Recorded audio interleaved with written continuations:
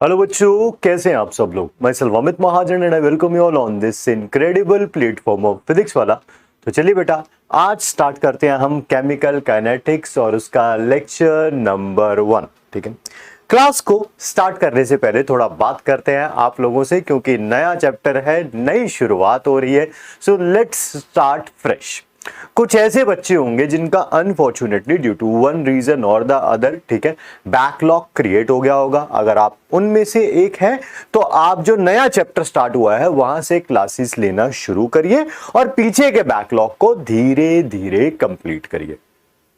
जैसा कि आप सबको पता ही है, इस संडे आप लोगों का टेस्ट हुआ था। अब 2 वीक्स के बाद फिर दोबारा टेस्ट होगा। हर 3rd वीक आपका टेस्ट होता है।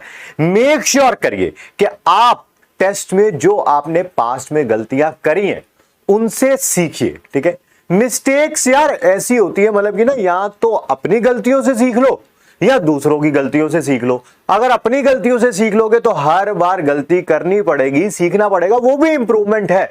But I think it's much better to look कि हमने पास्ट में कई और बच्चों ने भी कुछ गलतियां करी होंगी। ठीक है, आप उनसे सीख लें। सर कैसे सीख लें?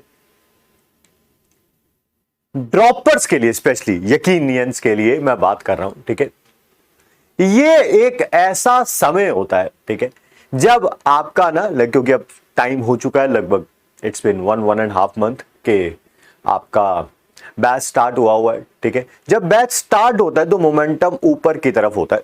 ठीक है, कहीं ना कहीं वो कुछ समय के बाद वो मोमेंटम जो है वो डाउनवर्ड शिफ्ट करने की कोशिश करता है। ठीक है, बस वो मत होने दीजिएगा, बाकी सब संभाल लिया जाएगा। ठीक है, तो ये दूसरे बच्चे जो हैं वो गलतियां करते हैं, मैं चाहता हूं कि ये आप ना करें। ठीक है, कुछ भी हो जाए, मार्क्स चाहे कम आए हैं, आप देखिए आपने कहां पे गलती करी है, आप उससे इंप्रूव करिए। ठीक है, एक और हमारे पास जो एक कॉमन प्रॉब्लम होती है, चाहे वो आप हो, मैं हूं या कोई और हो, ठीक है,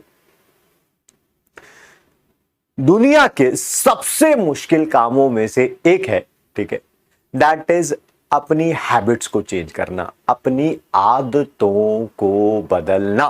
ठीक है, क्योंकि बहुत मुश्किल है ये, मतलब it's one of the toughest things to do. ठीक है, अगर आप कुछ ऐसा करना चाहते हैं जो आपने लाइफ में अभी तक नहीं किया, ठीक है, तो आपको इस साल कुछ ऐसा करना पड़ेगा जो आपने लाइफ में अभी तक नहीं किया। ठीक है, जो भी ऐसी कोई भी हैबिट है जो आपको लग रहा है कि यार ये मेरे गोल के बीच में ये प्रॉब्लम क्रिएट कर रही है, please ditch that habit, leave that habit for a year. ठीक है, और अपना काम करना शुरू करिए, राइट ट्रैक पे आना शुरू करिए। राइट ट्रैक पे आएंगे, ऑब्वियसली चीजें जो है स्मूथ होती जाएगी।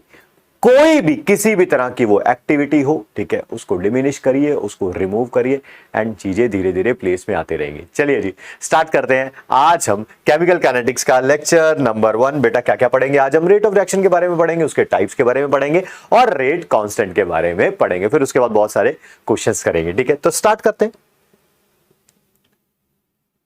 सबसे पहले सर, केमिकल काइनेटिक्स चैप्टर में हम लोग पढ़ेंगे क्या? जो भी पहली क्लास होती है किसी भी चैप्टर की, मैं थोड़ा उसे लाइट रखता हूं ताकि आप लोग जो है अच्छे I mean frame of mind में आ सके। फिर अगली क्लासेस से आप देखते हो कि हम लेवल को धीरे धीरे ऊपर की तरफ लेके जाते हैं। तो ध्यान से सुनिएगा, समझिएगा, आज भी सीखने के लिए बहुत कुछ है इस चैप्टर में।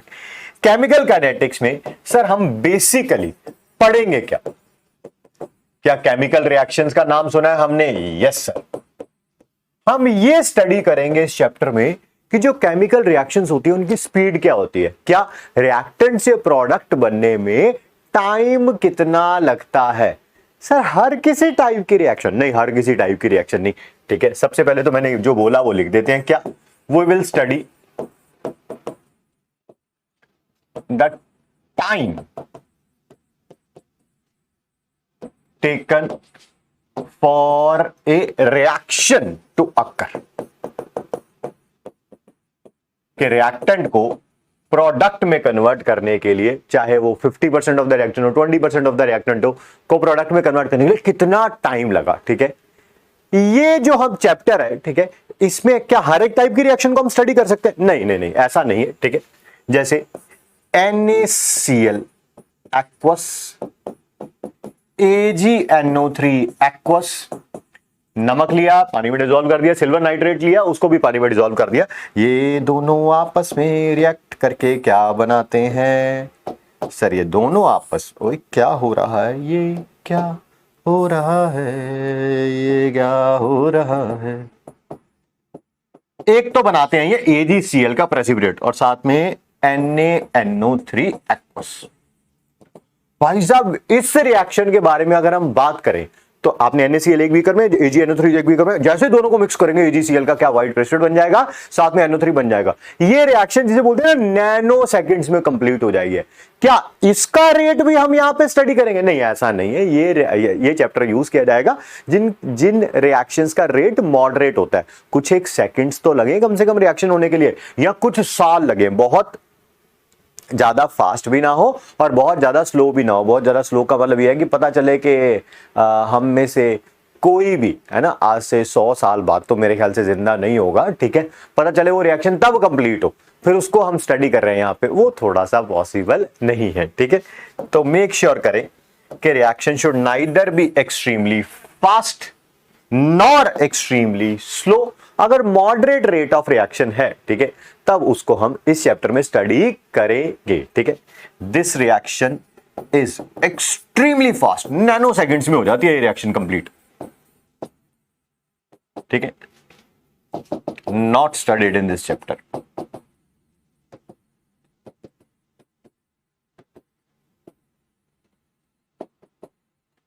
क्या स्टडी करेंगे फिर इस चैप्टर में? We will study rate of reaction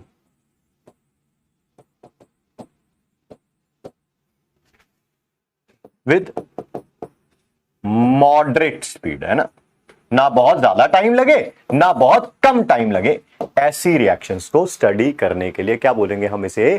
chemical kinetics, ठीक है सर। सबसे पहले क्या पढ़ना है हमें इसमें? सर यही पढ़ना है, that is rate of reaction. ये होता क्या है? कोई रिएक्शन ले लेते हैं, उसके हिसाब से समझाते हैं। मान लीजिए बेटा दो रिएक्टेंट रखे आपने, yes sir, A + B gives you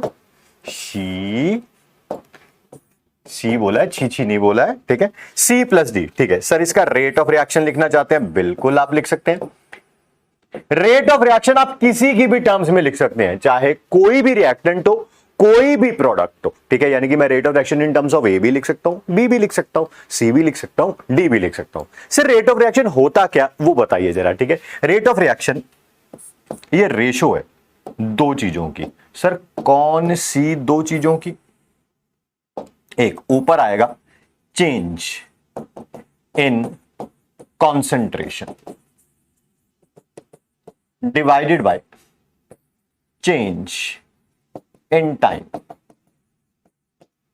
sir change in concentration का मतलब ऑब्वियसली बेटा final concentration minus initial concentration. किसकी? सर ए की, बी की, सी की, डी की, किसके बारे में बात कर रहे हो बेटा? जिसके टर्म्स में लिख रहे हो रेट ऑफ रिएक्शन। अगर ए के टर्म्स में लिख रहे हो तो rate of change in concentration of a obviously. अगर बी के टर्म्स में लिख रहे हो change in concentration of b, c की टर्म्स में लिख रहे हो change in concentration of c, d की टर्म्स में लिख रहे हो change in concentration of D, ठीक है। Divided by change in time कह लो या टाइम टेकन कह लो, या तो चेंज इन टाइम बोल लो या टाइम टेकन बोल लो। लाइक आप स्टडी कर रहे हो 0 मिनट से लेके 30 मिनट्स तक, तो टाइम चेंज इन टाइम कितना आया? फाइनल टाइम 30, इनिशियल टाइम 0, 30 - 0 कितना आ जाएगा? 30 मिनट्स आ जाएगा, ठीक है। अगर मान लीजिए आप रेट ऑफ रिएक्शन स्टडी कर रहे हो 20 मिनट से लेके 60 मिनट्स तक, तो फाइनल टाइम 60, इनिशियल टाइम 20, 60 - 20 कितना आ जाएगा? दैट इज 40 मिनट्स आ जाएगा, final time minus initial time, ठीक है सर। यानी कि ये जो आपने लिखा है, क्या इसको ऐसे लिख सकते हैं? फाइनल, थोड़ा नीचे ही लिख देता हूं, स्पेस है नहीं, लिखना बाद में भी नीचे ही पड़ेगा, बेटर है कि अभी लिख लेते हैं नीचे।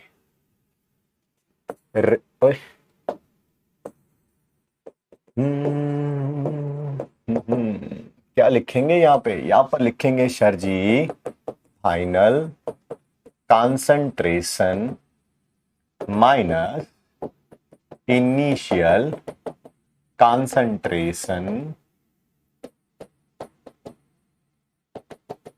अपॉन क्या? Final time minus initial time, ठीक है सर। बेटा चेंज को हम लोग फाइनल माइनस इनिशियल चेंज को हम लोग जनरली अगर देखा जाए तो डेल्टा से रिप्रेजेंट करते हैं। डेल्टा मींस चेंज, ठीक है सर। कॉन्सेंट्रेशन को हम लिखते हैं सी से, ब्रैकेट में लिख लिया कॉन्सेंट्रेशन है, ठीक है। फिर नीचे भी चेंज इन टाइम है, चेंज इन टाइम, टाइम को हमने टी से लिख लिया, ठीक है। So that is change in concentration upon change in time. Sir आप वो बताओ ना, आपने एक रिएक्शन लिखी हुई थी, क्या रिएक्शन लिखी हुई थी? A plus b gives you c plus d. इसके लिए बताओ रेट ऑफ रिएक्शन। बिल्कुल बेटा, आप ऐसे लिख सकते हो, चेंज इन कॉन्सेंट्रेशन ऑफ ए, थोड़ा नीचे लिख दो क्योंकि मेरे को लाइंस यूज करनी है। ये रेट ऑफ रिएक्शन मैं ए के टर्म्स में लिख रहा हूं बेटा, change in concentration of A. Concentration वो ब्रैकेट का मतलब है कॉन्सेंट्रेशन, ए मतलब ए के बारे में बात हो रही है, divided by change in time. अगर इन टर्म्स ऑफ बी लिखना है rate of reaction, change in concentration of b, final concentration of b minus initial concentration of b divided by change in time. C के terms में लिखना है final concentration of c minus initial concentration of c divided by change in time. D के terms में लिखना है final concentration of d upon minus initial concentration of D divided by change in time, ठीक है sir. क्या आपको ये पता है ये रिएक्टेंट्स कहलाएंगे, ये दोनों प्रोडक्ट्स कहलाएंगे? Yes sir. जैसे जैसे टाइम बीतता जाता है final concentration, I mean reactant की कॉन्सेंट्रेशन डिक्रीज होती जाती है। जैसे जैसे टाइम बढ़ता जा रहा है, आपने रिएक्शन स्टार्ट करी, 0 मिनट से रिएक्शन स्टार्ट करी, टाइम बढ़ता जा रहा है, रिएक्टेंट की कॉन्सेंट्रेशन क्या होती जा रही है? Decrease decrease decrease. क्यों क्यों क्यों? अरे रिएक्टेंट प्रोडक्ट में कन्वर्ट होता जा रहा है यार, प्रोडक्ट बढ़ता जा रहा है, रिएक्टेंट क्या होता जा रहा है? कम होता जा रहा है। जैसे जैसे जैसे एग्जांपल दीजिए। जी बिल्कुल, मान लेते हैं टाइम 0 पे, टाइम 0 कहने का मतलब रिएक्शन क्या होने लगी है? स्टार्ट होने लगी है। इसके 5 मोल्स पर लीटर थे, इसके भी मान रहा हूं 5 मोल्स पर लीटर थे। ये कितने होंगे? 0 0। हाँ ऑब्वियसली बात है सर, जब रिएक्शन स्टार्ट होती है प्रोडक्ट बना ही नहीं होता है, जब स्टार्ट होने ही लगी है तब प्रोडक्ट बना ही नहीं होता, ठीक है। मान लेते हैं आफ्टर 30 मिनट्स इसका 1 मोलर बचा है, बाय चांस इसका भी 1 मोलर बचा है। इसके कितने बने होंगे? 4 मोलर।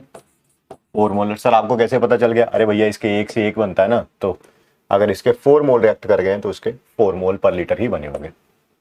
अच्छा ध्यान से देखो, जिसे मैं ये स्क्वायर के अंदर रख रहा हूं, क्या ये फाइनल कॉन्सेंट्रेशन है ए की? Yes sir. ये जो है क्या ये इनिशियल कॉन्सेंट्रेशन है ए की? Yes sir.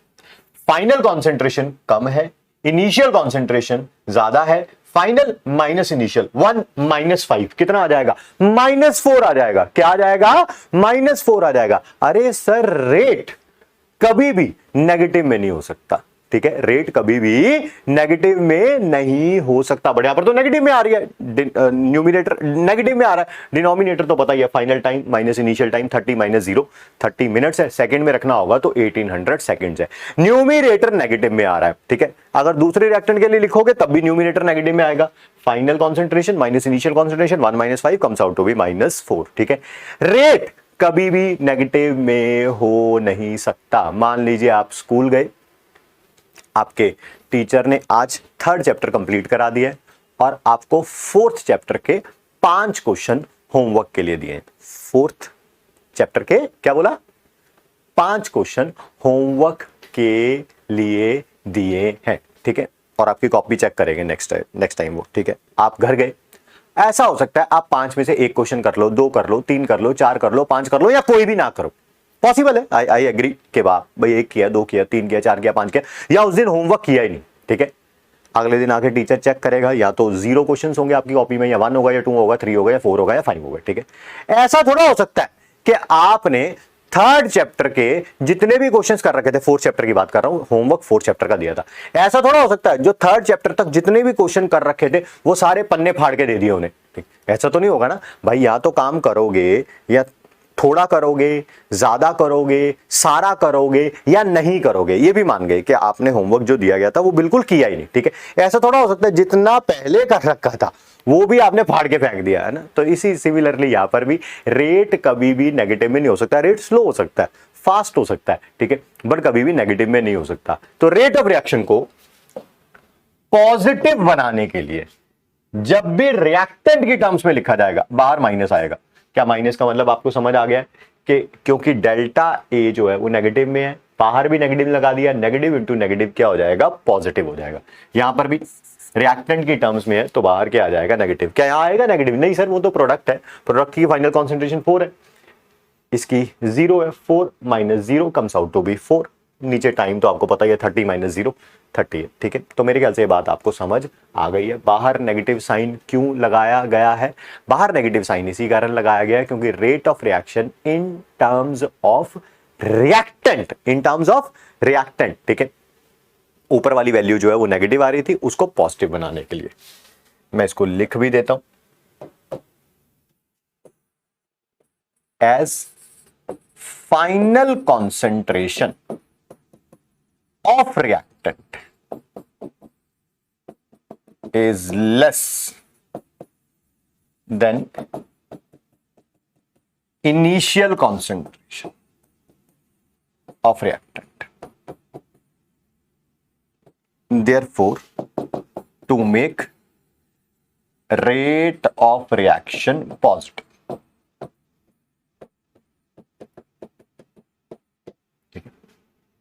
क्या सर हमेशा rate of reaction in terms of concentration ही लिखा जाता है? नहीं, इन टर्म्स ऑफ प्रेशर भी लिखा जा सकता है। बस यहां पर कॉन्सेंट्रेशन की जगह क्या आ जाएगा, प्रेशर आ जाएगा। सर एक बार लिख के दिखा दो। बिल्कुल जी, नेक्स्ट पेज पे देखिए,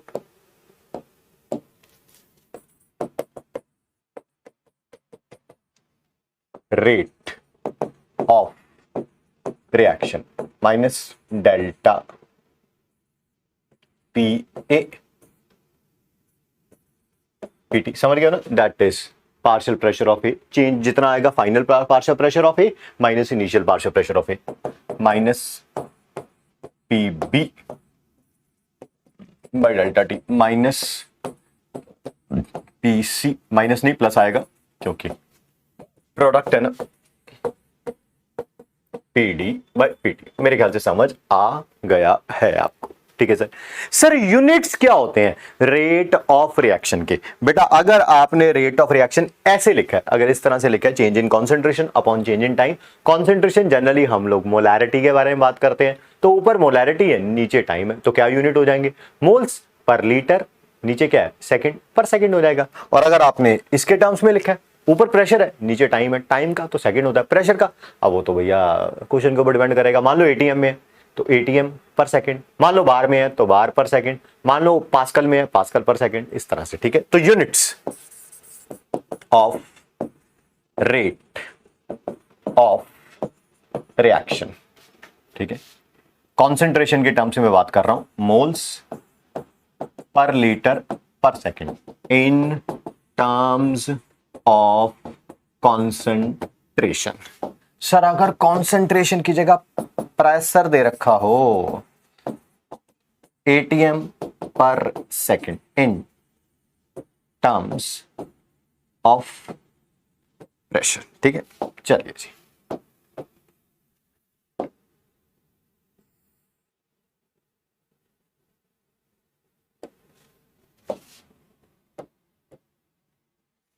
ये भी लिख लिया।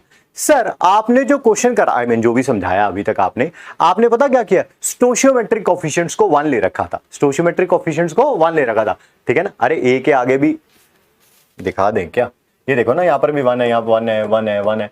मान लो स्टोशियोमेट्रिक कोफिशिएंट्स कुछ और होते, यहाँ पे 1 होता, 5 होता, 2 3 कुछ और होते, ठीक है। तब बताओ क्या होगा। बिल्कुल ऐसी कोई रिएक्शन कंसिडर कर लेते हैं।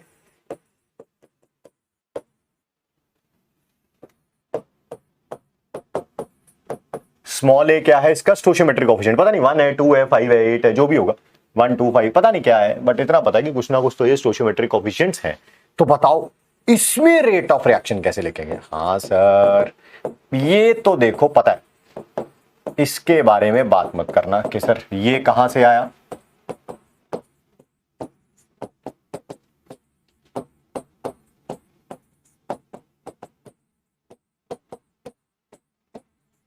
अरे यार आप बताओ ये स्टोशियोमेट्रिक कोफिशिएंट का क्या करेंगे हम। स्टोशियोमेट्रिक कोफिशिएंट यहां पर क्या आ जाएगा, 1 बाय ए, 1 बाय बी, 1 बाय सी और 1 बाय डी। ठीक है, जो भी स्टोशियोमेट्रिक कोफिशिएंट होंगे वहां पर वो क्या आ जाएंगे, डिवाइड में आ जाएंगे। ठीक है सर, ये पूरा क्या लिखा है आपने, what do mean by this one, ध्यान से देख लेना, गलती मत करना प्लीज। ये पूरे का क्या मतलब है बेटा, इस पूरे का मतलब है रेट ऑफ रिएक्शन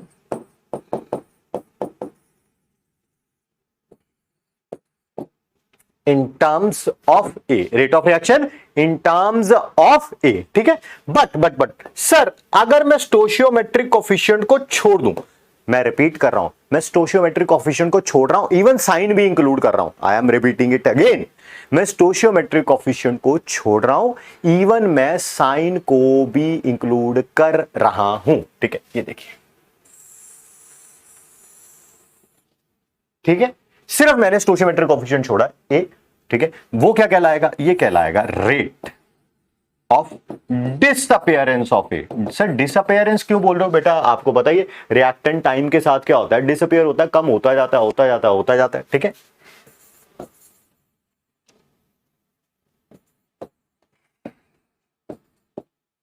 नेक्स्ट इसके बारे में बात करते हैं, बी के बारे में जो लिखा हुआ है, ये जो पूरा का पूरा, ये पूरा पूरा, यार sorry, rate of reaction in terms of B.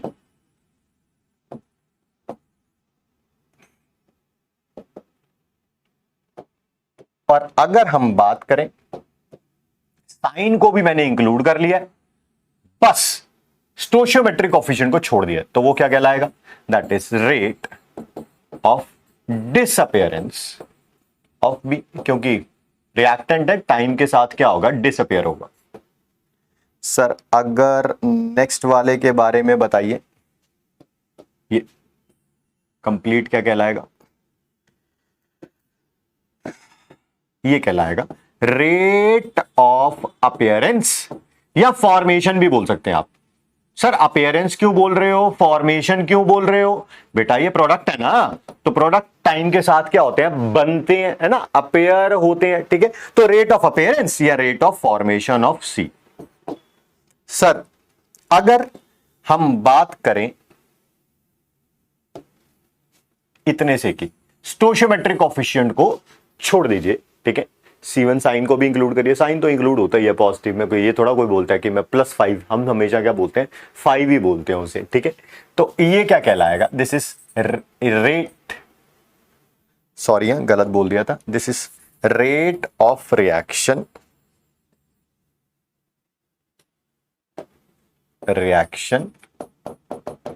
इन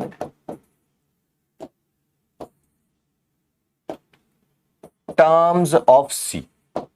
और ये स्टोशियोमेट्रिक कोफिशिएंट को छोड़ दिया, ये क्या कहलाएगा, रेट ऑफ अपीयरेंस या फॉर्मेशन ऑफ सी।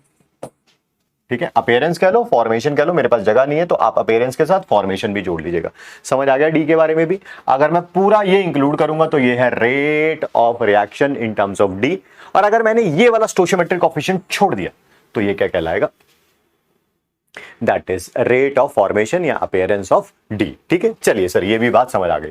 क्या सर रेट ऑफ रिएक्शन का यूनिट चेंज हो जाएगा, नहीं भाई ये तो नंबर है ना, ये तो नंबर है, कोई 1 होगा, पता नहीं 2 होगा, 5 होगा, 7 होगा, 3 होगा, पता नहीं क्या होगा, बट इतना पता है कि नंबर किसी चीज से डिवाइड होने से यूनिट तो चेंज नहीं होता, यूनिट वही रहेगा रेट ऑफ रिएक्शन का। अगर आपने कॉन्सेंट्रेशन की टर्म्स में लिखा है तो मोल पर लीटर पर सेकेंड, अगर आपने प्रेशर की टर्म में लिखा है तो फिर वही एटीएम पर सेकेंड या बार पर सेकेंड, डिपेंड्स किसके बारे में बात हो रही है। ठीक है सर, सर क्या हम रेट ऑफ रिएक्शन को ग्राफ की हेल्प से रिप्रेजेंट कर सकते हैं? चलो ग्राफ के बारे में 2 मिनट बाद बताते हैं, पहले एक टर्म बता देते हैं, that is average rate of reaction. Sir ये एवरेज रेट ऑफ रिएक्शन क्या है भाई, जो पढ़ा है ना आप लोगों ने वो एवरेज रेट ऑफ रिएक्शन ही है। ठीक है, फिर फर्क क्या, दोबारा क्यों लिखवा रहे हो आप इसे, बस rate of reaction for a considerable amount of time. Sir क्या बोल रहे हो, एक बार लिख लें, सॉरी एक बार लिख लें, for considerable amount of time. ठीक है सर, अब समझाओ सर इसे क्या बात कर रहे हो यार। कुछ नहीं, मान लो आज आप, मानना सिर्फ लेट करना है, करना नहीं है इसे। ठीक है, मैं तो चाहूंगा कि आप करें, बट कुछ बच्चे नहीं कर रहे हैं इसे, ठीक है, कुछ बच्चे कुछ और ही कर रहे हैं, ठीक है, ध्यान से सुनिए समझिए। हम उन्हें पढ़ा रहे हैं, वो हमें पढ़ाने की कोशिश कर रहे हैं, ठीक है, कहीं जाने तो ऐसे महारथी हैं, ठीक है जी। चलिए चलिए चलिए, कोई जाना ये कह रहा कल उसमें कमेंट सेक्शन में, सर आपने इस चैप्टर में मतलब स्टेट्स ऑफ मैटर में आपने 7 क्लासेस लगा दी सर इसमें से तो एक ही क्वेश्चन आता है, ठीक है भाई। टोटल मैं आपको बता दूं 45 क्वेश्चन ही आने हैं, या नए पैटर्न के अकॉर्डिंग अगर नया पैटर्न अगले साल तक रहा तो 50 क्वेश्चन ही आने हैं। अगर 45 की बात करें तो 30 चैप्टर्स हैं, 45 क्वेश्चन आने हैं, तो इसका मतलब ऑन एन एवरेज हर एक चैप्टर में से 1 या 1.5 क्वेश्चन ही आना है। नहीं तो तुम बता दो कोई ऐसा चैप्टर जिसमें से 12 क्वेश्चन आने हो, मैं पहले वो करवा दूंगा बेटा, ठीक है, फिर बाकी करवा लेंगे हम लोग, ठीक है। और जिनको एक क्वेश्चन की इंपॉर्टेंस नहीं पता, भाई साहब आप गेम से बाहर हो चुके हैं। एक क्वेश्चन की अगर आपको इंपॉर्टेंस नहीं पता, एक क्वेश्चन है ना, ये पता नहीं कुछ लोग होते ही ऐसे हैं मेरे ख्याल से ना, मतलब कि बहुत लेथर्जिक सा एटीट्यूड होता है। जब सब कुछ बर्बाद हो जाता है तब उसके बाद अकल आती है, और उस अकल का फिर कोई मायने नहीं है, फिर वो सारी अकल जो है वो अगली जनरेशन में ट्रांसफर करने की कोशिश करते हैं। बेटा तू पढ़ ले, हम तो पढ़ नहीं पाए थे, है ना, क्योंकि हमें अकल नहीं थी, ठीक है। चलिए छोड़िए इन सब बातों को, इतना टाइम नहीं है, भांति भांति के लोग पाए जाते हैं, ठीक है। जब ना आप फिर भाई आप पता नहीं एक आध साल ड्रॉप कर लिया होगा किसी इंस्टीट्यूट से, तो आप समझ रहे हैं कि आप महारथी हैं बहुत बड़े, ठीक है। जो काम आपने कर लिया है, ठीक है, वो शायद दुनिया में किसी ने नहीं किया। हजारों साल मतलब हर साल हजारों लाखों बच्चे दोबारा ड्रॉप करते हैं। सो आप जैसे लाखों घूम रहे हैं मार्केट में, ठीक है। सीट सिर्फ 30 या 35 हजार हैं अप्रोक्सीमेटली देखा जाए। Let's come to the point, ठीक है। मान लीजिए आज आपने शाम को ऐसे कुछ हिपोथेटिकल सिचुएशन है, 6 बजे से रिवाइज करना शुरू किया, 9 बजे तक रिवाइज किया। कितने आवर्स पढ़े आप? 3 आवर्स। टाइम कितना हो गया? 3 आवर्स। आपने उसमें चैप्टर्स रिवाइज किए 9। कितने चैप्टर्स रिवाइज किए? 9। मुझे पता है हिपोथेटिकल है, बट हाँ चलो मान लेते हैं। कितने चैप्टर रिवाइज किए? 9 चैप्टर रिवाइज किए 3 आवर्स के अंदर। तो बताओ ऑन एन एवरेज 1 आवर में, ठीक है, कितने चैप्टर रिवाइज किए? सर टोटल चैप्टर कितने रिवाइज किए? 9। टाइम कितना लगा है? 3 hour. 9 divided by 3 comes out to be 3 hours per chapter, sorry 3 chapters per hour, है ना। यही एवरेज रेट ऑफ रिएक्शन है, या एवरेज रेट ऑफ स्टडी है कि लगभग 3 चैप्टर्स आपने रिवाइज कर लिए हैं 1 आवर के अंदर, ठीक है। तो वही एवरेज है। तो यहां पर भी ऐसा ही है कि आपने रिएक्शन लगाई और उसको काफी देर तक होने दिया, लाइक 2 घंटे, 5 घंटे, 6 घंटे, 8 घंटे। उसके बाद उसको स्टडी किया कि भाई कितना रिएक्टेंट प्रोडक्ट में कन्वर्ट हो गया है, ठीक है। तो उसे क्या बोलेंगे आप? Average rate of reaction. बचपन में नहीं ऐसा होता था, ठीक है, आपका तो अभी भी बचपन ही चल रहा है, ठीक है। क्या कि आपने आइसक्रीम फ्रीजर में लगाई, ठीक है, और मम्मी बार बार कहती रहती है कि आइसक्रीम को अभी मतलब कि फ्रीज तो होने दो, ठीक है। अब बार बार उसे खोल के चेक करते रहते हैं 5-5, 10-10 मिनट बाद। तो वो रेट ऑफ रिएक्शन है कि अच्छा थोड़ी सी बन गई है, अभी मम्मी पूरी तरह से वो फ्रीज नहीं हुई है आइसक्रीम, ठीक है। तो but average rate of reaction का मतलब क्या होगा कि आइसक्रीम एक बार फ्रीजर में लगा दी, उसको 2-3-4 घंटे बाद चेक करो कि भाई हाँ कितनी बन गई है, कितनी नहीं बन गई है। मेरे ख्याल से दोनों में मतलब समझ आ गया। रेट ऑफ रिएक्शन में टाइम इंटरवल थोड़ा कम होता है, एवरेज रेट ऑफ रिएक्शन में टाइम इंटरवल थोड़ा ज्यादा होता है। बस यही है यार, और कुछ फर्क नहीं है, देयर इज नो डिफरेंस, ठीक है। लाइक कोई रिएक्शन है, अगर कोई बोले कि इसका एवरेज रेट ऑफ रिएक्शन लिखना है, जो बेटा पीछे रेट ऑफ रिएक्शन लिखा था वही एवरेज रेट ऑफ रिएक्शन है, बट यहां पर टाइम का जो चेंज होगा थोड़ा सा ज्यादा होगा। यूनिट्स भी वही रहेंगे, ऑब्वियसली ये रेट ऑफ रिएक्शन ही है।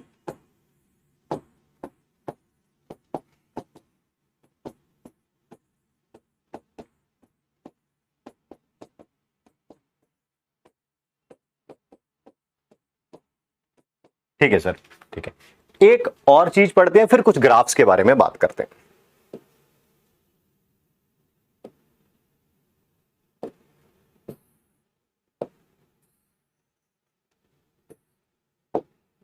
क्या है? इंस्टेंटेनियस रेट ऑफ रिएक्शन, ठीक है। मान लीजिए आज आपने पहले इसकी डेफिनेशन लिख लेते हैं। रेट ऑफ रिएक्शन एट, क्या हो रहा है ये, एट एनी, ये क्या हो रहा है?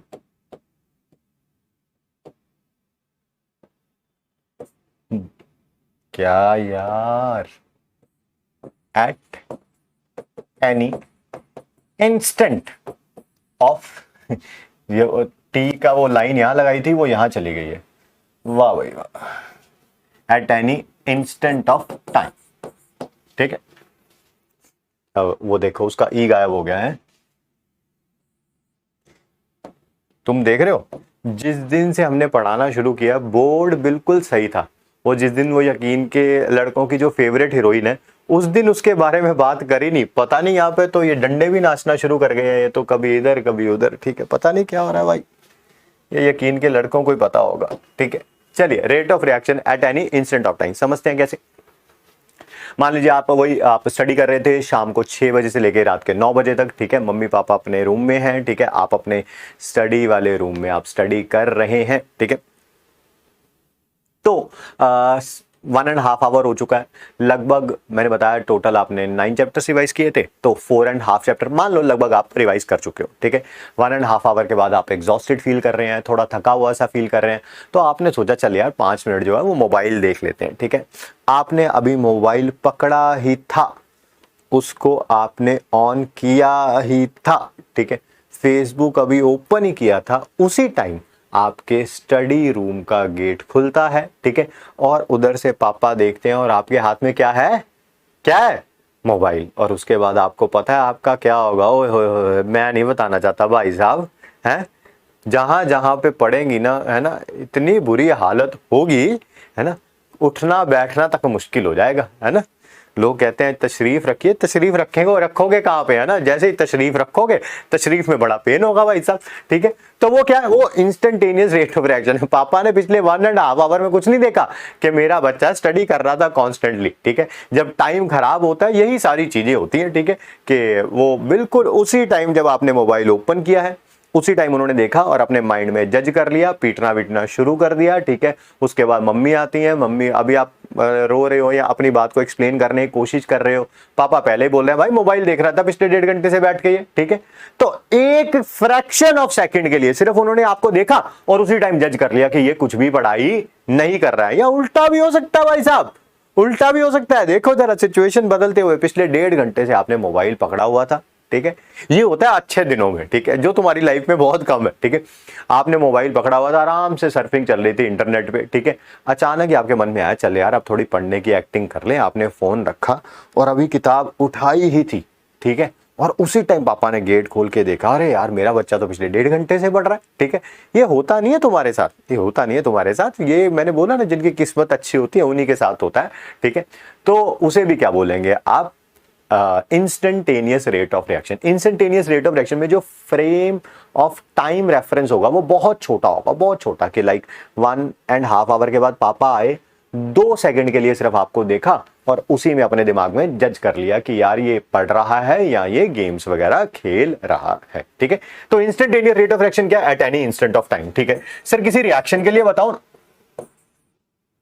किसी रिएक्शन के लिए बताओ ना कि कैसे लिखा जाएगा ये। ठीक है, इंस्टेंटेनियस रेट ऑफ रिएक्शन। पता नहीं भाई ये क्या होता जा रहा है।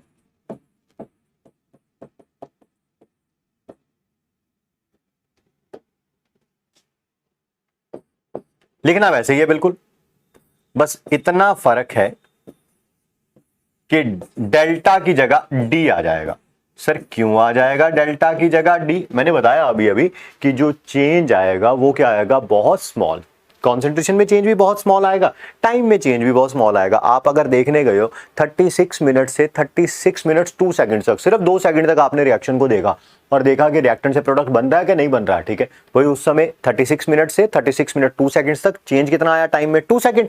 उस समय जो कॉन्सेंट्रेशन में चेंज भी आएगा वो भी क्या आएगा, बहुत स्मॉल ही आएगा। ठीक है, कॉन्सेंट्रेशन में चेंज भी स्मॉल लिखा है, टाइम में चेंज भी स्मॉल लिखा है। इन टर्म्स ऑफ बी लिखना हो,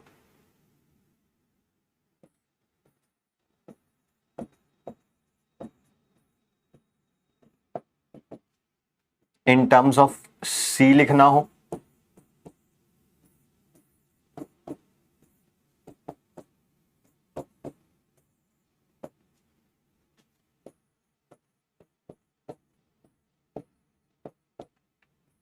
ठीक है।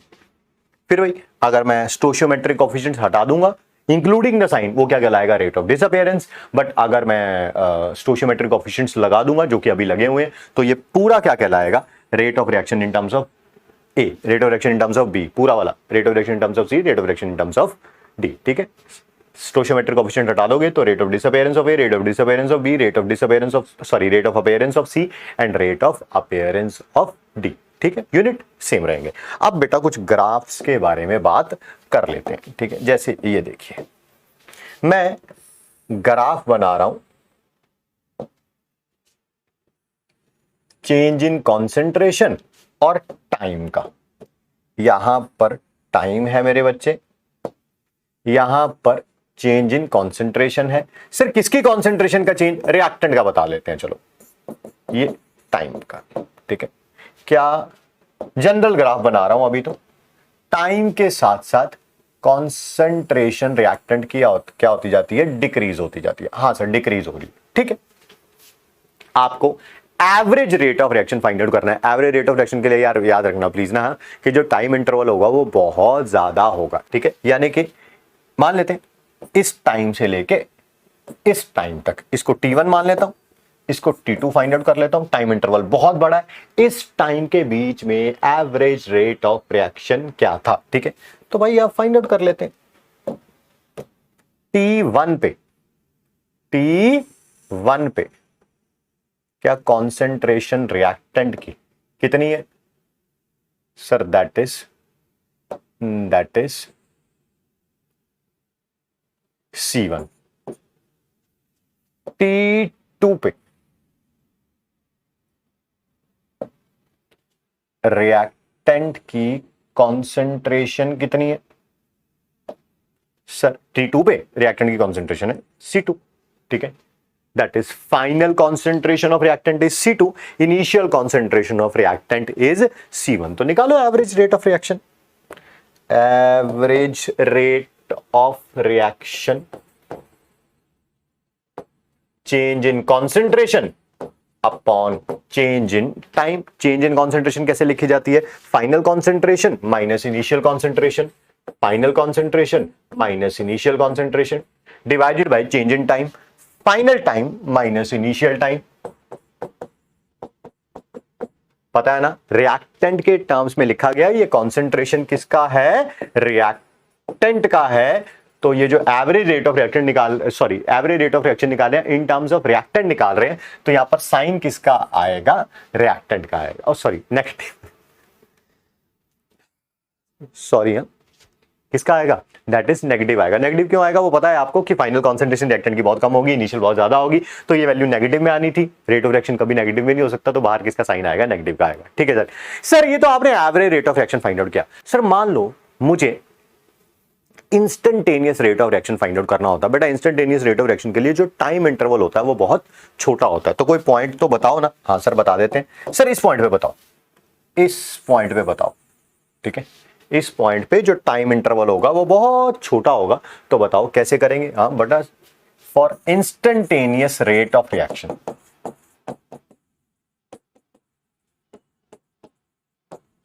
Find slope. Slope find out करनी आती है, यस सर।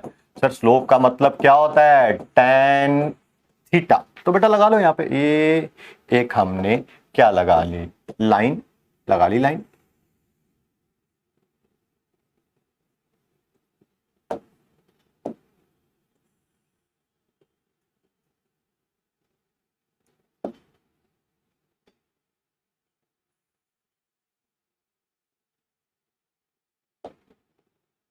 यहां पर क्या आ जाएगा, थीटा। ठीक है, तो ये क्या कहलाएगा, दैट इज स्लोप किसके बराबर होगा, दैट इज tan थीटा। और tan थीटा किसके बराबर होता है, tan थीटा किसके बराबर होता है sir, that is perpendicular upon base. क्या आपको परपेंडिकुलर में नजर आ रही है, चेंज इन कॉन्सेंट्रेशन नजर आ रहा है, आ रहा है सर। क्या आपको बेस में चेंज इन टाइम नजर आ रहा है, आ रहा है sir. This is change in time, this is change in concentration. क्या वैल्यू रख सकते हैं, पता है ना, बाहर साइन क्या लगा देना है, नेगेटिव लगा देना है। ठीक है, तो बस आपको इंस्टेंटेनियस रेट ऑफ रिएक्शन भी आप फाइंड आउट कर सकते हैं। ठीक है सर। आगे बढ़े, एक आध क्वेश्चन आया हुआ है उसके बारे में डिस्कस कर लेते हैं। क्वेश्चन क्या है? That is for the chemical reaction N2 + 3H2 gives you 2NH3। Correct option बताइए। नीट 2019 में ही आया है क्वेश्चन। क्या आपको पता है रेट ऑफ रिएक्शन इसका लिखना है मेरे को, तो -d N2/dt is equal to -1/3 dH2/dt plus 1/2 dNH3/dt। Yes sir, कोई भी ऐसी प्रॉब्लम नहीं है। ठीक है, अब देख लो यार कहां पर ये सब मैच हो रहे हैं। मेरे ख्याल से ये मैच हो रहा है, आई थिंक ये मैच हो रहा है। ऑप्शन डी देखो जरा, ये इसके इक्वल है। यस सर, ये लिखा हुआ ना ऑप्शन डी में, यही लिखा हुआ है ऑप्शन डी में। यार यार क्या होता जा रहा है?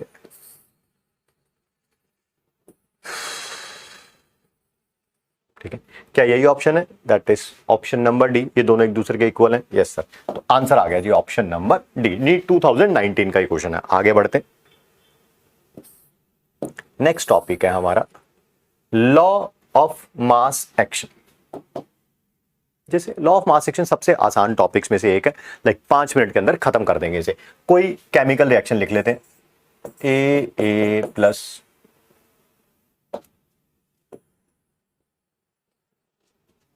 B, यार ये क्या हो रहा है, gives you C moles of C and D moles of D। ठीक है sir, A moles of A is reacting with B moles of B to give you C moles of C and D moles of D। इस reaction में अगर कोई आपसे पूछे कि rate of reaction किस पे डिपेंड करता है, ठीक है, अरे ये तो बहुत आसान है सर, ये भी कोई बात हुई। रेट ऑफ रिएक्शन किस पे डिपेंड करेगा भाई? जितना आपने A लिया पावर A आ जाएगा, B पावर B आ जाएगा। सर क्या लिखा है आपने और क्यों लिखा है ऐसा, बात करते हैं। अरे सिंपल सी बात है यार, जैसे इंडियन क्रिकेट टीम है, इंडियन क्रिकेट टीम में 11, किसी भी क्रिकेट टीम में इवन 11 प्लेयर्स ही होते हैं। ठीक है, अगर मैं कहूं इंडियन क्रिकेट टीम का जीतना किसके ऊपर डिपेंड करता है, ठीक है, आप बोलोगे 11 प्लेयर्स के ऊपर डिपेंड करता है। कोई बताने वाली पूछने वाली बात है क्या सर? 11 प्लेयर अच्छा जीतेंगे खेलेंगे तो इंडियन क्रिकेट टीम जीतेगी, अगर 11 प्लेयर बुरा परफॉर्म करेंगे तो इंडियन क्रिकेट टीम हारेगी। That is quite natural. तो सेम इज द केस यार, रेट ऑफ रिएक्शन किसके ऊपर डिपेंड करता है भाई? रिएक्टेंट जितना आपने ज्यादा लिया, जितना ज्यादा आपने रिएक्टेंट लिया है, ठीक है, रेट ऑफ रिएक्शन उतना फास्ट होगा। जितना कम लिया है, रेट ऑफ रिएक्शन उतना ही स्लो होगा। ठीक है, इसको इसने एक्टिव मास भी बोला है, कॉन्सेंट्रेशन को क्या बोला है इसने? एक्टिव मास भी बोला है। ठीक है, so this is law of mass action के rate of reaction is directly proportional to active mass of a या कॉन्सेंट्रेशन ऑफ ए की power a, concentration of b की पावर बी। एग्रीड सर, कोई प्रॉब्लम नहीं है, ये हमारे काम का नहीं है। ठीक है, क्यों? क्योंकि ये थ्योरेटिकल कॉन्सेप्ट है। मैंने अभी अभी आपको बोला कि इंडियन क्रिकेट टीम में 11 प्लेयर्स हैं, जीतना किसके ऊपर डिपेंड करता है? तो आपने बोला 11 प्लेयर्स के ऊपर। रियलिटी में ये बात सच नहीं है ये बात सच। पता है इंडियन क्रिकेट टीम, चलो वनडे के बारे में बात करते हैं, जो करंट क्रिकेट टीम है उसके बारे में बात करते हैं। ठीक है, करंट क्रिकेट टीम में आपको पता है लगभग 4 या 5 प्लेयर्स ऐसे हैं जिनके ऊपर इंडियन क्रिकेट टीम का जीतना डिपेंड करता है। ठीक है, या हारना भी डिपेंड करता है। मैं बता देता हूं कौन कौन से प्लेयर है। रोहित शर्मा, विराट कोहली, ठीक है, जसप्रीत बुमराह, एक आध कोई बॉलर या ऑलराउंडर चुन लीजिए। ठीक है, जो आपको अच्छा लगे ना वो वाला चुन लेना है, नहीं तो कई जाने कहेंगे आपने इसका नाम नहीं लिया उसका नाम नहीं लिया। जो आपको जो फोर्थ प्लेयर अच्छा लगता है ना आप उसका नाम रख लेना। तो यही 4-5 प्लेयर है भाई जिनके ऊपर जीतना या हारना डिपेंड करता है। ठीक है, ये 4 प्लेयर अच्छा परफॉर्म करते हैं तो more than 90 to 95% of the time जो है वो इंडियन क्रिकेट टीम जीतती है। ठीक है, अगर ये बुरा परफॉर्म करते हैं, चारों ने बुरा परफॉर्म किया, आप स्टैट्स उठा के देख लीजिए, इंडियन क्रिकेट टीम शायद ही कोई मैच जीती है। मैं वनडेज के बारे में बात कर रहा हूं। ठीक है, तो मेरे ख्याल से आपको समझ आ गया, क्योंकि ये थ्योरेटिकल कॉन्सेप्ट है, ये एक्सपेरिमेंटल नहीं है। अगर मैं कहूं जैसे मान लो एक रेस हो रही है, ये फिनिशिंग लाइन है, ये स्टार्टिंग लाइन है, यहां पर एक ए टीम है एक बी टीम है। ए टीम के अंदर 5 पर्सन है, बी के बारे में बाद में बात करेंगे। ए टीम के अंदर 5 पर्सन है, वही टीम जीतेगी, रेस है ये, वही टीम जीतेगी जिसके सारे पर्सन फिनिशिंग लाइन पे सबसे पहले पहुंच जाएंगे। सारे पर्सन फिनिशिंग लाइन पे सबसे पहले पहुंच जाएंगे। तो बताओ ए टीम में जीतना कितने लोगों पे डिपेंड करता है? सर 5 लोग हैं, पांचों को फिनिशिंग लाइन में पहुंचना पड़ेगा, ठीक है, तो उसका मतलब पांचों पे डिपेंड करता है। थ्योरेटिकली तो ऐसा ही लग रहा है, बट ये रियलिटी नहीं है। रियलिटी क्या है वो देखो, वो देखो रियलिटी क्या है।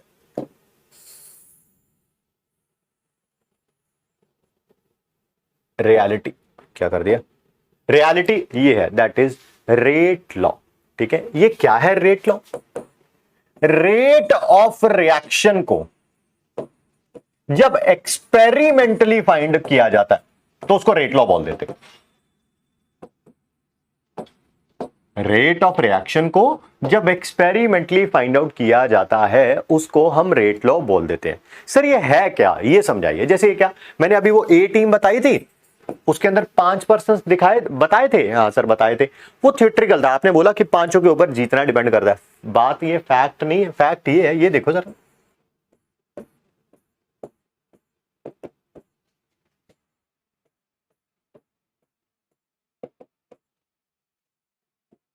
मैंने कहा पांचों के आपको दर्शन करा दे।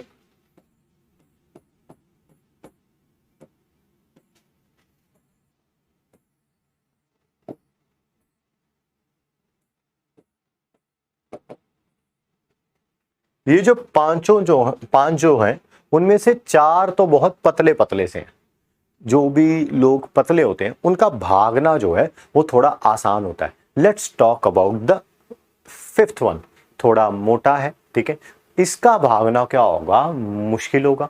मुश्किल होगा क्या, आपको पता है ये चारों तो फिनिशिंग लाइन पे पहुंच जाएंगे। इसको आवाजें मार रहे होंगे, भाई आजा भाई, भाई तेज भाग ले भाई, ठीक है। तो आपको पता है अगर इसने अच्छा परफॉर्म किया, अगर इसने अच्छा परफॉर्म किया तो टीम के जीतने के चांसेस क्या होंगे, उतने ही ज्यादा, ठीक है।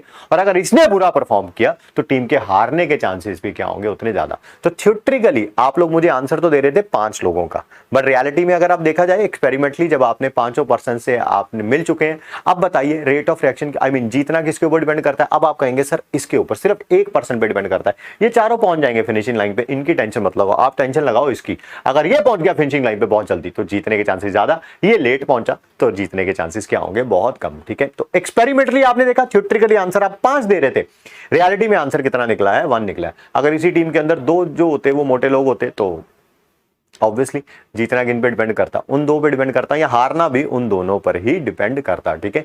अगर आप में से कोई मोटा है तो टेंशन लेने की जरूरत नहीं है, ठीक है। आप कभी भी मेरे बातों को दिल पर मत लीजिएगा। हम गेम बदल देते हैं, गेम क्या, अब करते हैं रेसलिंग, ठीक है। रेसलिंग एज ए टीम, पांचों को अपनी अपनी रेसलिंग जीतनी पड़ेगी, ठीक है, ताकि आप की टीम जीत सके, ठीक है। अब बताओ जीतना किन के ऊपर डिपेंड करता है, ठीक है, जीतना इन चारों के ऊपर डिपेंड करता है। भाई अगर ये चारों, ये तो जीत जाएगा पक्का रेसलिंग में ना, ये तो कोई टेंशन वाली बात नहीं है, ठीक है, ये तो पक्का जीत जाएगा। बात रह जाएगी इन चारों के ऊपर, ठीक है। अगर इन चारों में से जो अच्छा परफॉर्म करेंगे, आई मीन चारों के चारों अच्छा परफॉर्म करेंगे तो टीम के जीतने के चांसेस ज्यादा, ठीक है। और चारों अगर बुरा परफॉर्म करेंगे तो टीम के हारने के चांसेस भी क्या होंगे, ज्यादा होंगे, ठीक है। तो आपने मतलब कि आपने देख लिया, मैंने गेम को बदल दिया, अब आप हंस सकते हैं, ठीक है जी। तो देखिए जी, तो रेट लॉ क्या है, जब हम रेट ऑफ रिएक्शन को एक्सपेरिमेंटली फाइंड आउट करेंगे। सर उसको लिखेंगे कैसे, बिल्कुल देखने में तो ऐसा लग रहा है कि ए के सारे मोल्स के ऊपर, स्टोइचियोमेट्रिक कोएफिशिएंट को नंबर ऑफ मोल्स बोल सकते हैं, सारे मोल्स के ऊपर रेट ऑफ रिएक्शन डिपेंड कर रहा है, बट रियलिटी में ऐसा नहीं है, सिर्फ कुछ पे डिपेंड करता है, सिर्फ कुछ पर डिपेंड करता है। रेट लॉ क्या कहता है कि कॉन्सेंट्रेशन ऑफ ए, या जिसे आप एक्टिव मास ऑफ ए भी बोल सकते हैं, उसके सारे मोल्स पर डिपेंड नहीं करता, कुछ पर डिपेंड करता है। बी के भी सारे मोल्स पर डिपेंड नहीं करता, कुछ पर डिपेंड करता है, ठीक है। जब भी प्रोपोर्शनलिटी को इक्वल टू में कन्वर्ट करेंगे कोई ना कोई कांस्टेंट आ जाएगा। यस सर, सर ये अल्फा क्या है, बीटा क्या है, बात करते हैं, ठीक है। के क्या है, के को बोलते हैं रेट कांस्टेंट, के का एक और नाम भी है वेलोसिटी कांस्टेंट, के का एक और नाम भी है स्पेसिफिक रिएक्शन रेट, ठीक। सर ये अल्फा और बीटा क्या है, ठीक है, यहां पे लिख लेते हैं साइड में।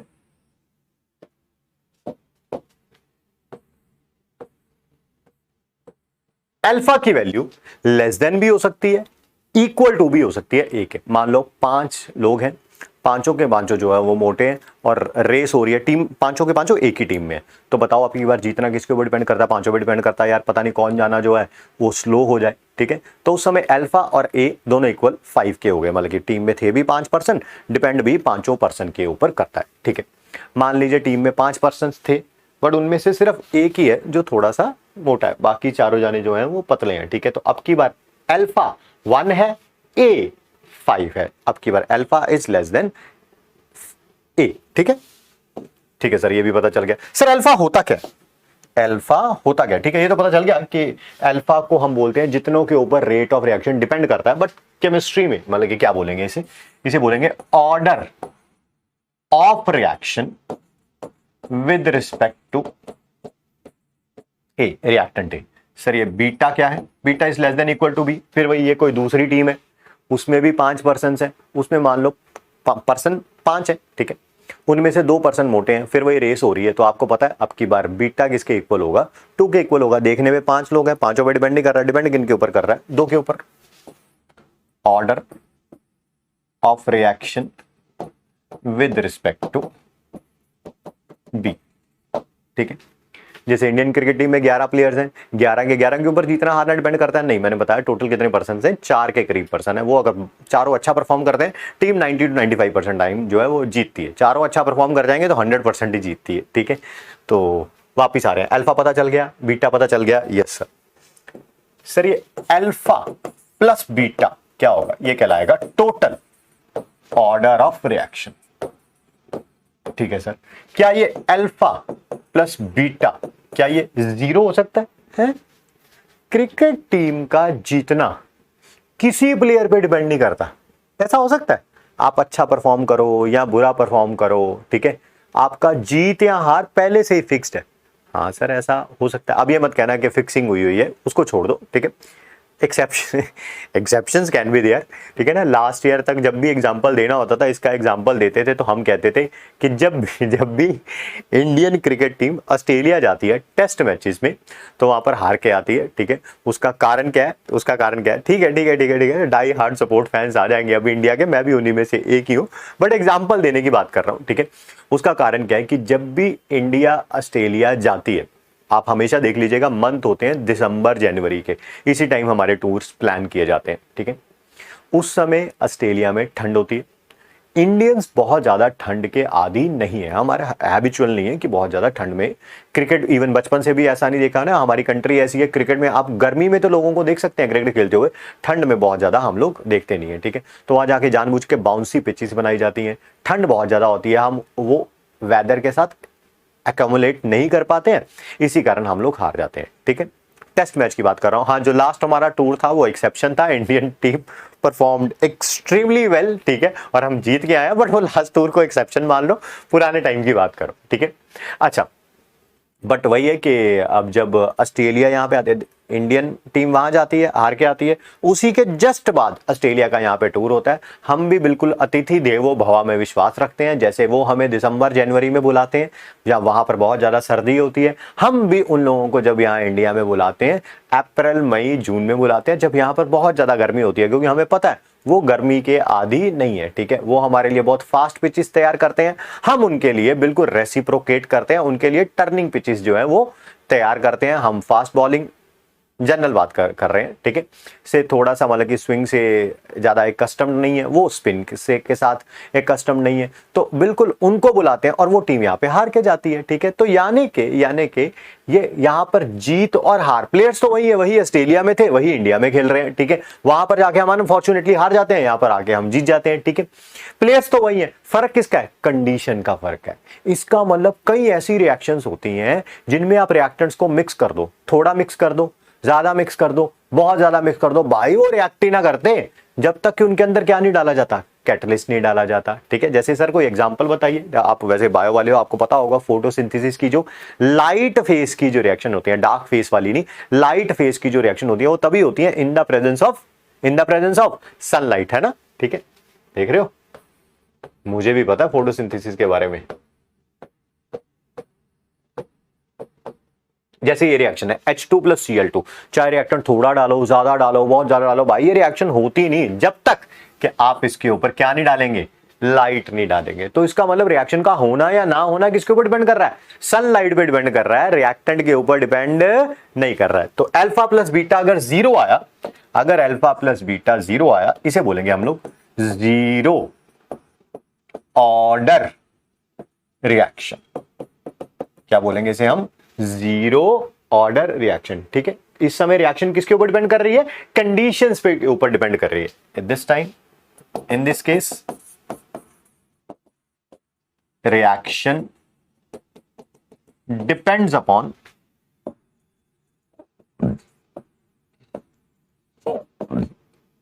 like catalyst कह लो, सनलाइट कह लो, रिएक्टेंट की कॉन्सेंट्रेशन पे डिपेंड ही नहीं कर रही है। ठीक है सर, अगर अल्फा प्लस बीटा 1 आया, अल्फा हाफ बीटा हाफ, ऐसा भी हो सकता है। ठीक है, या अल्फा 1 बीटा 0 या अल्फा 0 बीटा 1, ऐसा भी हो सकता है। ऑर्डर ऑफ रिएक्शन फ्रैक्शनल भी हो सकता है। सिर्फ फ्रैक्शनल कैसे हो सकता है, जैसे आपको पता है इंडियन क्रिकेट टीम का एक इंटीग्रल पार्ट है, that is Hardik Pandya. Hardik Pandya is an allrounder. Allrounder का मतलब क्या होता है, जो बैटिंग भी करते हैं, बॉलिंग भी करते हैं। ठीक है, बट यानी कि उनको टीम में बुलाया गया है कि आप बैटिंग भी अच्छा करें और बॉलिंग भी अच्छा करें।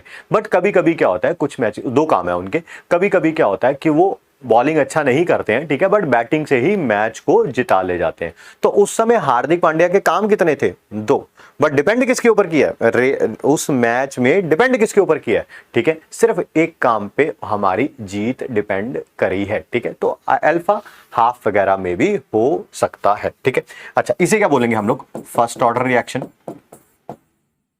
सर किसी रिएक्शन को देख के क्या आप बता सकते हो कि ये जीरो ऑर्डर रिएक्शन थी, अभी आप चलो आप फर्स्ट ऑर्डर का दे दोगे, क्या देख के बता सकते हो? नहीं नहीं, क्यों नहीं बता सकते? अरे भैया डेफिनेशन में लिखा हुआ है। नहीं लिखा डेफिनेशन में, क्या लिखा पढ़ो जरा, rate of reaction when experimentally found, है ना। एक्सपेरिमेंट करेंगे तो पता चलेगा कि ये जीरो ऑर्डर की है, फर्स्ट ऑर्डर की है, सेकंड ऑर्डर की है, थर्ड ऑर्डर की है। आप देख के रिएक्शन को बता नहीं सकते हैं। ठीक है, alpha plus beta is equal to 1, 1 कहने वाला क्या हो जाएगा, फर्स्ट ऑर्डर रिएक्शन। ठीक है सर, और बताइए, अगर अल्फा प्लस बीटा 2 आ गया, हम क्या बोल देंगे इसे, सेकंड ऑर्डर रिएक्शन।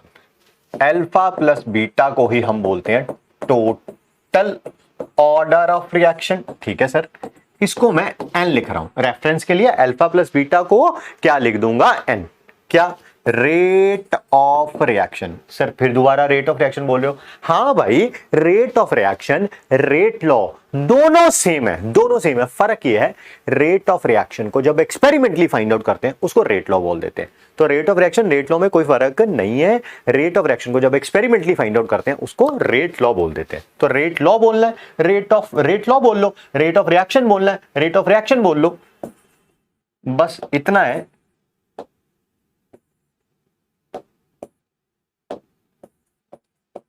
कि रेट लॉ लिखने का मतलब है रेट ऑफ रिएक्शन को एक्सपेरिमेंटली फाइंड आउट किया हुआ है। क्या ऐसे लिख सकता हूं कि ये दोनों कॉन्सेंट्रेशन ही है? यस सर, ये कॉन्सेंट्रेशन ए की है, ये कॉन्सेंट्रेशन बी की है। जिसे एक्टिव मास भी बोला था, तो कॉन्सेंट्रेशन बोल सकते हैं। ऊपर क्या आ जाएगा, पावर क्या आ जाएगा, अल्फा प्लस बीटा। क्या मैं अल्फा प्लस बीटा की जगह क्या मैं एन लिख सकता हूं? हाँ सर, आप एन लिख सकते हो। ठीक है, अल्फा प्लस बीटा को टोटल करके जो आएगा। ठीक है सर, आपने ये पढ़ लिया अल्फा प्लस बीटा 0 हो सकता है, आपने ये पढ़ लिया अल्फा प्लस बीटा पॉजिटिव हो सकता है। मैंने ये भी बताया अल्फा और बीटा फ्रैक्शनल भी हो सकते हैं, है ना, हाफ वगैरह या 1/3 वगैरह, समथिंग लाइक दैट हो सकता है। ठीक है, क्या अल्फा और बीटा नेगेटिव हो सकता है? हाँ वही हो सकता है। ठीक है, अल्फा और beta can be negative. Sir क्या मतलब है इसका?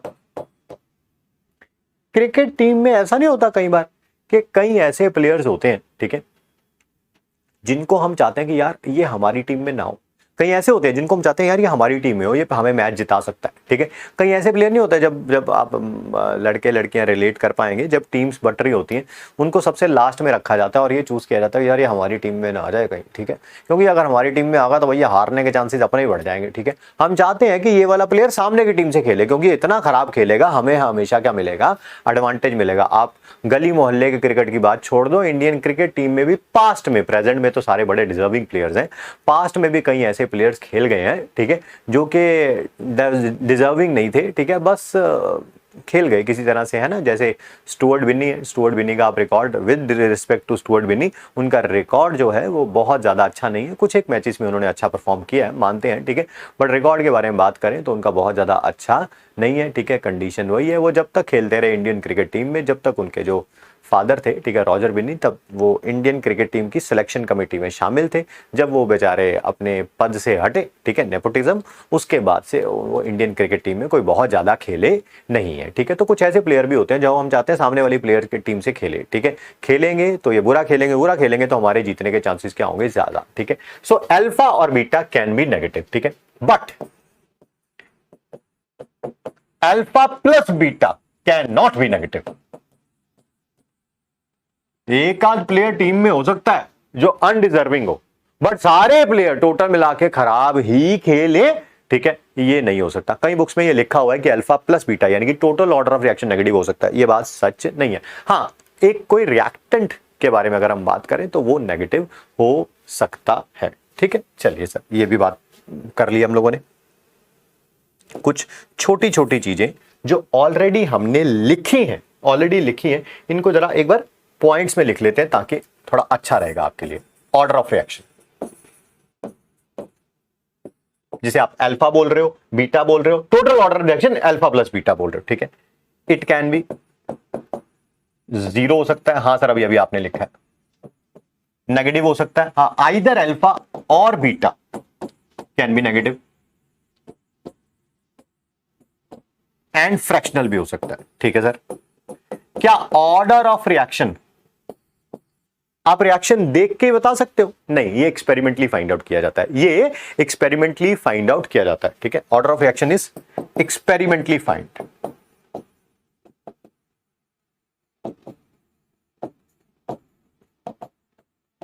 Except for elementary reaction.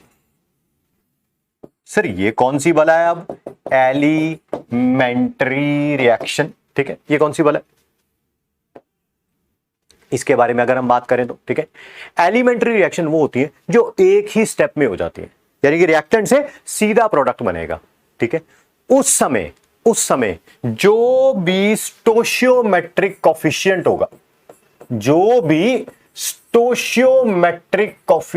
होगा, like if it is an elementary reaction, अगर ये एलिमेंट्री रिएक्शन है तो जो स्टोशियोमेट्रिक कोफिशिएंट है, जिसे स्मॉल ए बोलते थे, इसे स्मॉल बी बोलते थे, यही अल्फा और बीटा होंगे, यानी कि इसका रेट लॉ किसके इक्वल होगा? के ए की पावर, जो स्मॉल ए है वही अल्फा है, दिस इज 1, जो स्मॉल बी है वही बीटा है, ठीक है। ये तभी पॉसिबल है, आप देख के किसी भी रिएक्शन का आप रेट लॉ लिख सकते हो, ऑर्डर ऑफ रिएक्शन बता सकते हो, अगर वो क्या हो, एलिमेंट्री रिएक्शन। एलिमेंट्री रिएक्शन क्या होती है, लिख लीजिएगा, जो एक ही स्टेप में प्रोसीड हो जाती है, रिएक्टेंट से सीधा प्रोडक्ट बनता है, ठीक है, बीच में कोई बहुत ज्यादा स्टेप्स नहीं होते हैं। एलिमेंट्री रिएक्शंस के बारे में डिटेल में बात करेंगे, बट अभी नहीं, अभी जो टॉपिक चल रहा है उसके बारे में बात करें। ऑर्डर ऑफ रिएक्शन 0 नेगेटिव हो सकता है, फ्रैक्शनल हो सकता है, ठीक है, एक्सपेरिमेंटली फाइंड आउट किया जाता है, एक्सेप्ट फॉर एलिमेंट्री रिएक्शन, जिनको हम देखकर भी बता सकते हैं, ठीक है सर। अब बात करो सर रेट कांस्टेंट के बारे में। आपने कितनी देर से के लिखा तो हुआ है, बट के के बारे में बात नहीं करी यार। सबसे पहले ना एक बार उसको दोबारा लिख लें। रेट लॉ कहना है, रेट लॉ कह लो, रेट ऑफ रिएक्शन कहना है, रेट ऑफ रिएक्शन कह लो। के ए की पावर अल्फा, बी की पावर बीटा। ध्यान से सुनिए, समझिए। सबसे पहले इसको डिफाइन करते हैं, ये के होता क्या?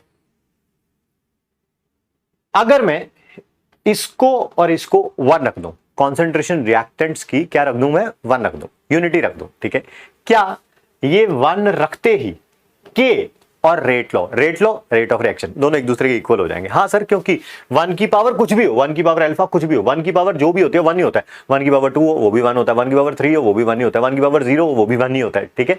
तो व्हेन डेफिनेशन के बारे में बात करें, डिफाइन के if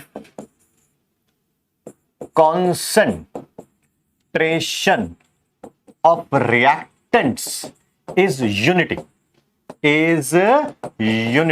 then rate of reaction is equal to 1, is equal to k।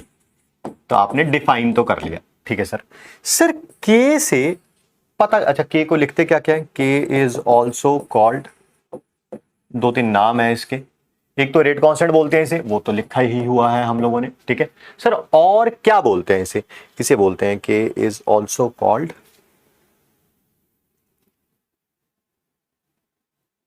Velocity constant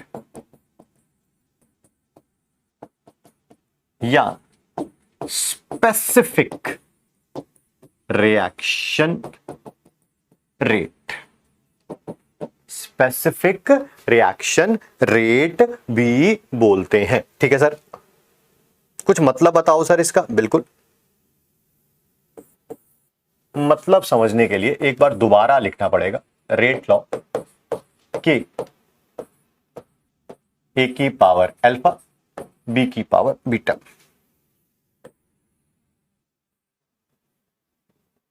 देखो बीटा लिखा था गायब हो गया, बी की पावर बीटा, ठीक है, ध्यान से सुनिए समझिए। Rate law is equal to K A की पावर अल्फा बी की power beta.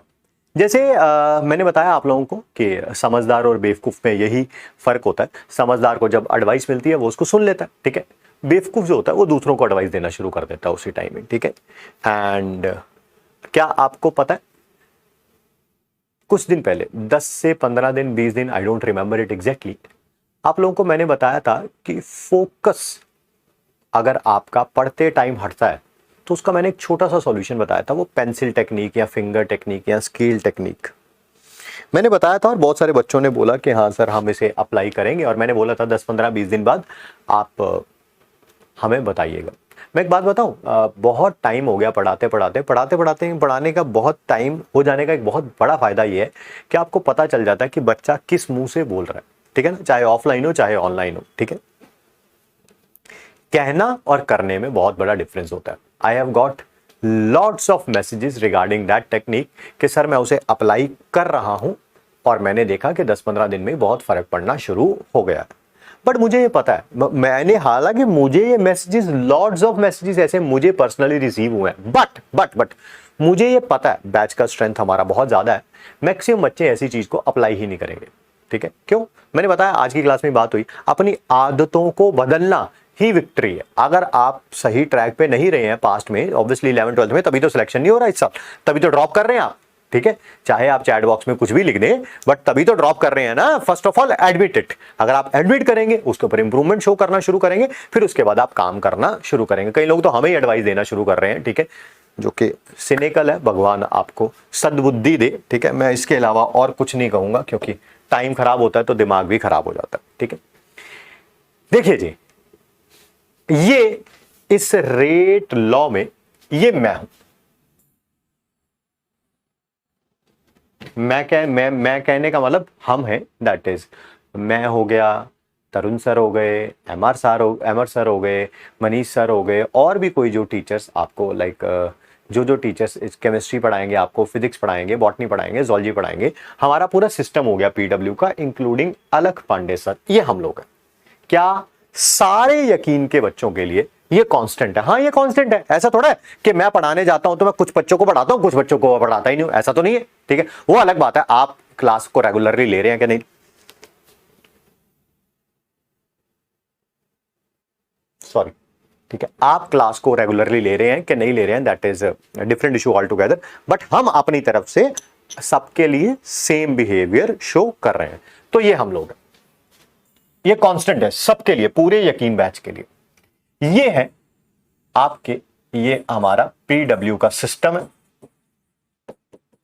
This is constant, ये वेरिएबल है ही नहीं, सारे यकीन के बच्चों के लिए ये कांस्टेंट। बात करते हैं इसके बारे में, ठीक है। ये जो है आपके मार्क्स हैं नेक्स्ट ईयर के, मार्क्स ऑफ नीट 2022, जो आपके मार्क्स हैं, ठीक है। क्या आपको लगता है यकीन के सारे, हम तो कांस्टेंट है, कांस्टेंट को किसी चीज से मल्टीप्लाई करो, ठीक है, तो वो वैल्यू जो भी आनी चाहिए सेम ही आनी चाहिए। क्या आपको लगता है सारे बच्चों के यकीन के 2000 जो अभी बैच चल रहा है नीट 2022 में सबके सेम नंबर आएंगे? अरे सर कैसी बात कर रहे हो, ऐसा नहीं होगा। किसी के नंबर बहुत कम आएंगे, किसी के नंबर क्या आएंगे बहुत ज्यादा आएंगे, ठीक है ना, है ना। क्यों क्यों? क्योंकि उसका ये अलग अलग है। सर ये क्या, दिस इज, ये क्या, ये आप है जी, ये आप है ना। आप इंटरनली कितने मोटिवेटेड है, इंटरनली स्टूडेंट कितना मोटिवेटेड है, कितनी एफर्ट लगा रहा है, कितना स्टडी कर रहा है, कितना रिवाइज कर रहा है, कितना डीपीपी सॉल्व कर रहा है, कितनी प्रैक्टिस कर रहा है, कितना टीचर्स की बातों को सुन रहा है या टीचर्स को ही समझा रहा है ना, वो कितना बड़ा समझदार है या कितना बेवकूफ है, ठीक है। तो ये हर एक स्टूडेंट का अलग अलग है, ये कांस्टेंट है। इस वेरिएबल से मतलब कांस्टेंट, मान लो कोई कांस्टेंट है 10 लाख, बहुत बड़ी वैल्यू होती है, ठीक है, उसको मल्टीप्लाई कर दो, है ना, इससे मल्टीप्लाई कर दो, ये खुद ही 0.00000001 है, 10 लाख को मल्टीप्लाई करके देखो 0.000001 से वैल्यू कितनी कम हो जाएगी, है ना। और आप इसी 10 लाख को मल्टीप्लाई करके देख लो भाई, ठीक है, किसी 100 से, 1000 से, 10,000 से देखो वैल्यू कितनी ज्यादा बढ़ जाएगी। वही अगले साल भी होगा, ठीक है।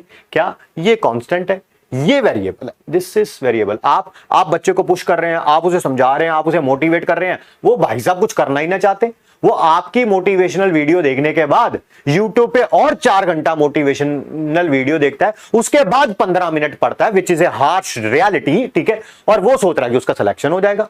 भाई मोटिवेशन का मतलब ये होता है कि एक बार मोटिवेट, हाँ मैं ये भी मानता हूं कि मोटिवेशन एक बबल की तरह होता है, वो बबल बनता है, वो बस्ट हो जाता है, दोबारा बबल बनाना पड़ता है। बट भाई बबल इतना छोटा थोड़ा होना चाहिए कि मोटिवेट हुए 3 मिनट बाद बस्ट हो गया। भाई मोटिवेशन कम से कम इतनी तो होनी चाहिए कि 10-15 दिन तो मोटिवेटेड रहो, फिर उसके बाद थोड़ा लल आ जाए तो दोबारा कुछ मोटिवेट होने के लिए देख लो, ठीक है। 5 दिन कर लो, 7 दिन, ये कौन सी मोटिवेशन है जो हर 3 मिनट बाद खत्म हो जाती है? ये कौन सी मोटिवेशन है? इसका मतलब ये जो आपकी जो अपनी जो एफर्ट है, जो स्टडी है, जो रिवीजन है, डीपीपी है, ये जो प्रैक्टिस है, ये बिल्कुल जीरो के बराबर है। ये जीरो के बराबर रहेगी। अगले बार मैंने बता दिया, जो नंबर जो है वो इंप्रूव नहीं होने वाले। ये हार्श रियलिटी है, इसको जितना ज्यादा जल्दी समझ सकते हो वो आपके लिए बेटर रहेगा, ठीक है। चलिए, तो के बेसिकली है क्या?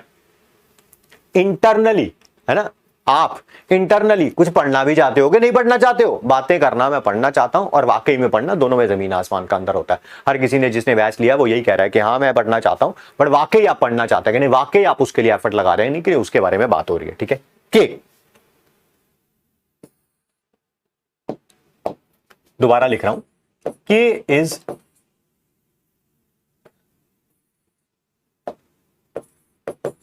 अगर के हाई हुआ, है ना, बच्चा खुद ही मोटिवेटेड है, पढ़ भी रहा है, स्टडी भी कर रहा है, आप जो जो प्रैक्टिस मटेरियल देते जा रहे हैं वो सब सॉल्व करता जा रहा है, ठीक है, तो क्या आपको पता है अगर ये ज्यादा होगा तो ये भी बहुत क्या होगा, ज्यादा, ठीक है। इट एम्प्लॉइज रेट लॉ भी हाई आएगा, है ना। बट मान लीजिए के ही लो है तो आपको पता है रेट लॉ भी क्या आएगा, लो आएगा, ठीक है। तो के खुद की रिएक्शन होने की टेंडेंसी भी है। आप रिएक्टेंट्स को रिएक्ट कराना चाहते हो, है ना, आप उन्हें पुश मारते जा रहे हो, अरे भाई रिएक्ट कर जा, रिएक्ट कर जा, रिएक्ट कर जा, मैं पढ़ाने की कोशिश कर रहा हूं, अरे पढ़ लो पढ़ लो पढ़ लो पढ़ लो, वो पढ़ना ही नहीं चाहता, उसको कोई असर ही नहीं होता, भाई ढीठ है एक नंबर का। तो भाई वो रिएक्शन तो होने नहीं वाली है, ठीक है।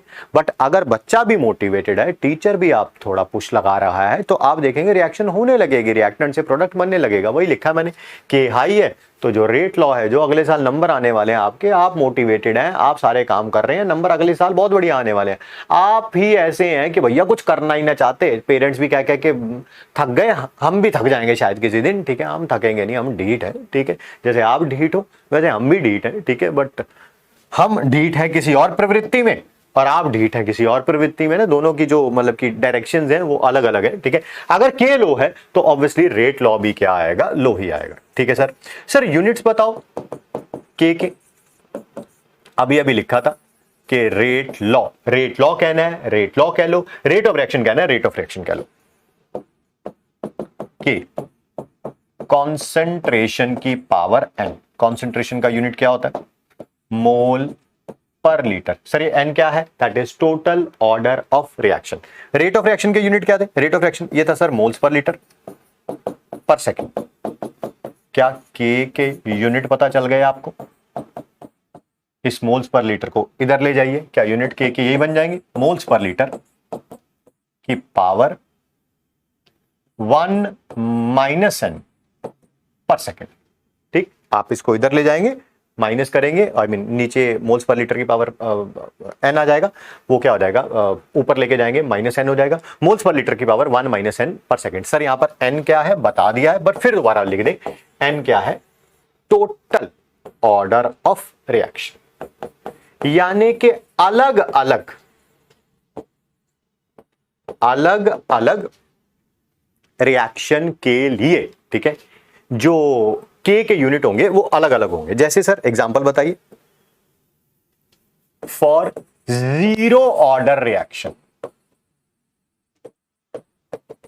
एन की वैल्यू क्या होगी, 0। तो बताओ यूनिट्स क्या होंगे के यूनिट्स क्या होंगे के मोल्स पर लीटर की पावर क्या था, 1 माइनस एन, एन की जगह क्या रखूंगा 0 पर सेकेंड, क्या आगे moles per litre per second for first order reaction. N क्या होगा 1, बताओ यूनिट्स क्या होंगे के मोल्स पर लीटर की पावर 1 माइनस 1 पर सेकेंड, ठीक है, 1 माइनस 1 दैट इज पर सेकेंड। तो ये क्या आ जाएगा, मोल्स पर लीटर की पावर 0।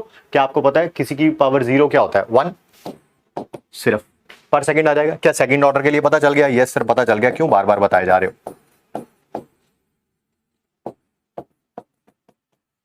एन क्या है 2, यूनिट्स क्या हो जाएंगे के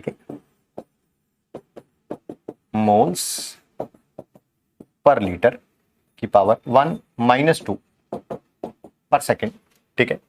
एन की जगह मैंने 2 रखा है। क्या आपको पता है मोल्स पर लीटर की पावर -1 हो जाएगा, मोल्स पर लीटर की पावर -1 क्या होता है, लीटर पर मोल पर सेकेंड, ठीक है सर। ये सारी बातें समझ आ गई हैं। और कुछ बताना चाहते हो सर के बारे में, यस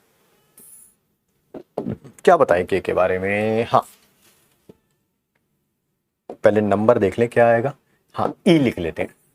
के डिपेंड्स अपॉन, के 3 चीजों पे डिपेंड करता है, पता है कौन सी 3 चीजें, वो है TCS। क्या सर ये टाटा कंसल्टेंसी सर्विसेज है, कुछ ऐसा ही आप याद कर सकते हैं, ठीक है। रियलिटी में कि इन 3 चीजों पे डिपेंड करता है।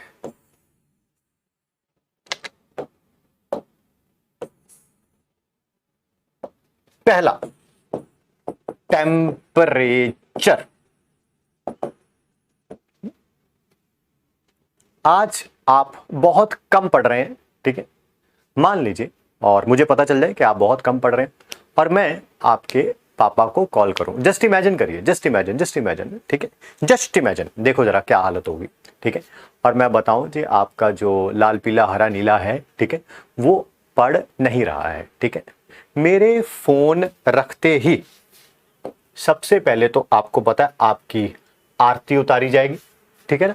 उस आरती उतारने के बाद जो के आपका बहुत पहले लो था ना, ये बहुत ज्यादा, ठीक है, क्या वो अपने आप बढ़ जाएगा, हाँ सर ये बढ़ जाएगा, ये बढ़ जाएगा, तो आपको पता है जो हमारे सिस्टम से, हमारा सिस्टम उतना ही है, वो कांस्टेंट है बेचारा, वो पहले भी पुश मार रहा था अब भी पुश मार रहा है, ठीक है, ये बढ़ जाएगा तो आपके मार्क्स जो है वो अगले टेस्ट में बढ़ जाएंगे। हाँ सर है ना, माहौल घर का गर्मो गर्म हो जाएगा बिल्कुल, ठीक है, टेम्परेचर बढ़ गया। तो k is directly proportional to t, k is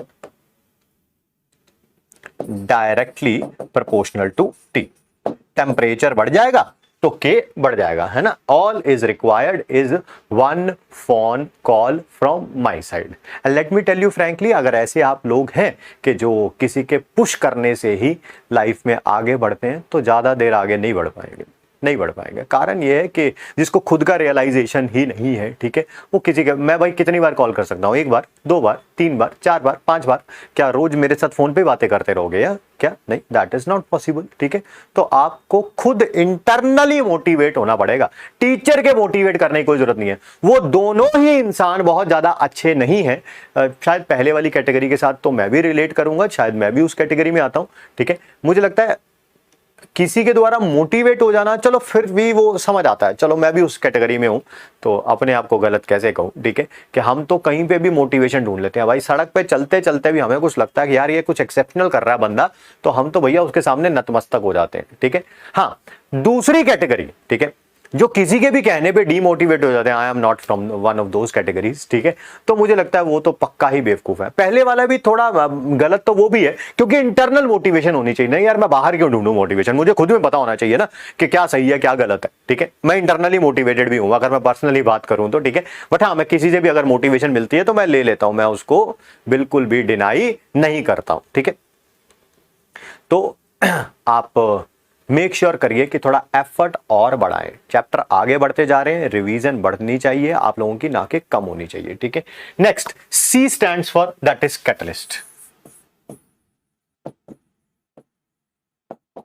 इस दौरान, इस साल के दौरान अगर कोई पॉजिटिव कैटलिस्ट मिल गया है ना, जो आपके के को बढ़ा दे, ठीक है, तो भाई वो तो डेफिनेटली जो है, मान लो आपके कोई भैया हैं, ऐसे जस्ट इमेजिनिंग ए हिपोथेटिकल सिचुएशन, आपके भैया हैं, ठीक है, वो रोज आके सिर्फ आपसे ये पूछ लेते हैं, बेटा आज का जो तेरा काम था वो तूने किया या नहीं किया, ठीक है।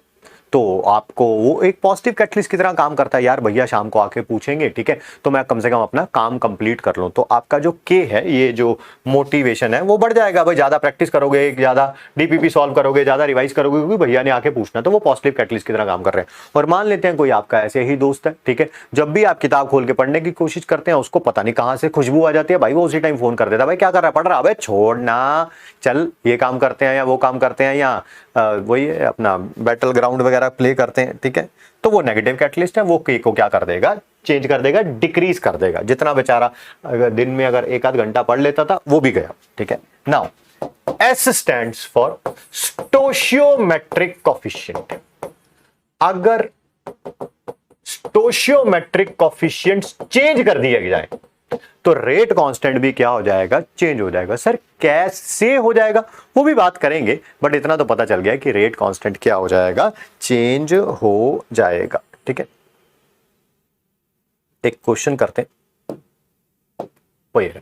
In the reaction A plus B gives you product, rate is doubled when the concentration of B is doubled। ठीक है बेटा, पहले तो रेट लॉ कह लो, रेट ऑफ रिएक्शन कह लो, मैं रेट लॉ बोल लेता हूं, चलो इसको ब्रैकेट में R1 बोल रहा हूं। R1 मतलब पहले रेट ऑफ रिएक्शन क्या है, पहले रेट ऑफ रिएक्शन क्या है, कि ए की पावर अल्फा, बी की पावर बीटा, ठीक है। क्या लिखा हुआ है, रेट डबल हो जाएगा जब कॉन्सेंट्रेशन बी की डबल कर दी, यानी कि R2 is equal to twice of R1। Rate double हो गया है जब क्या किया आपने, बी की कॉन्सेंट्रेशन डबल कर दी। पहले कॉन्सेंट्रेशन बी की बी थी, अब 2B हो गई। ऐसा करने से रेट डबल हो गया, ठीक है। And rate increases by a factor of 8, rate 8 गुना हो जाएगा, 8 टाइम्स हो जाएगा when the concentration of both the reactants A and B is doubled। अच्छा, रेट जो है इसका 8 टाइम्स हो गया, इसका 8 टाइम्स हो गया जब A की कॉन्सेंट्रेशन भी डबल कर दी है, बी की कॉन्सेंट्रेशन भी डबल करती है।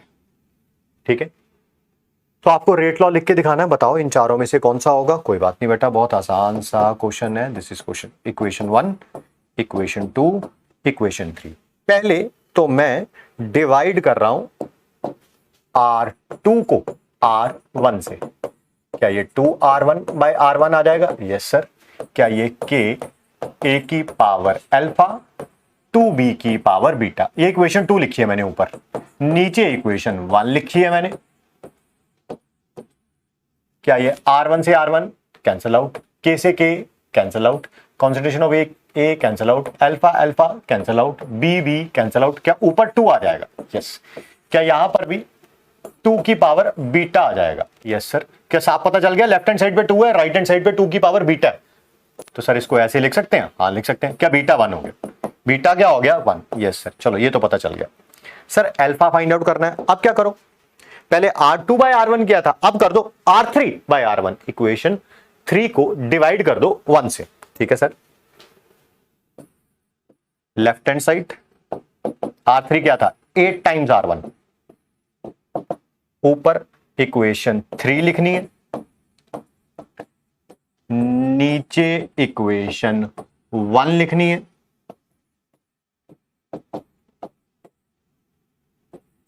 इक्वेशन 1 तो देखिए बेटा, R1 से R1 कैंसल आउट हो जाएगा, और देखिए K से K कैंसल आउट हो जाएगा, A से A कैंसल आउट, B से B कैंसल आउट। ठीक है, जरा देखना लेफ्ट हैंड साइड पे क्या बच गया। लेफ्ट हैंड साइड पे 8 बच गया, राइट हैंड साइड पे 2 की पावर अल्फा एंड 2 की पावर बीटा। 2 की पावर अल्फा 2 की पावर बीटा।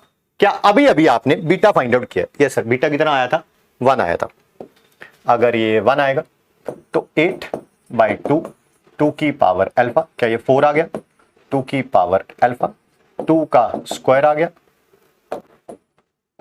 2 की पावर अल्फा, तो अल्फा कितना आ गया? 2। आप चाहें तो ऐसे भी कर सकते हैं क्वेश्चन को। एक छोटी सी ट्रिक बता देता हूं आप लोगों को।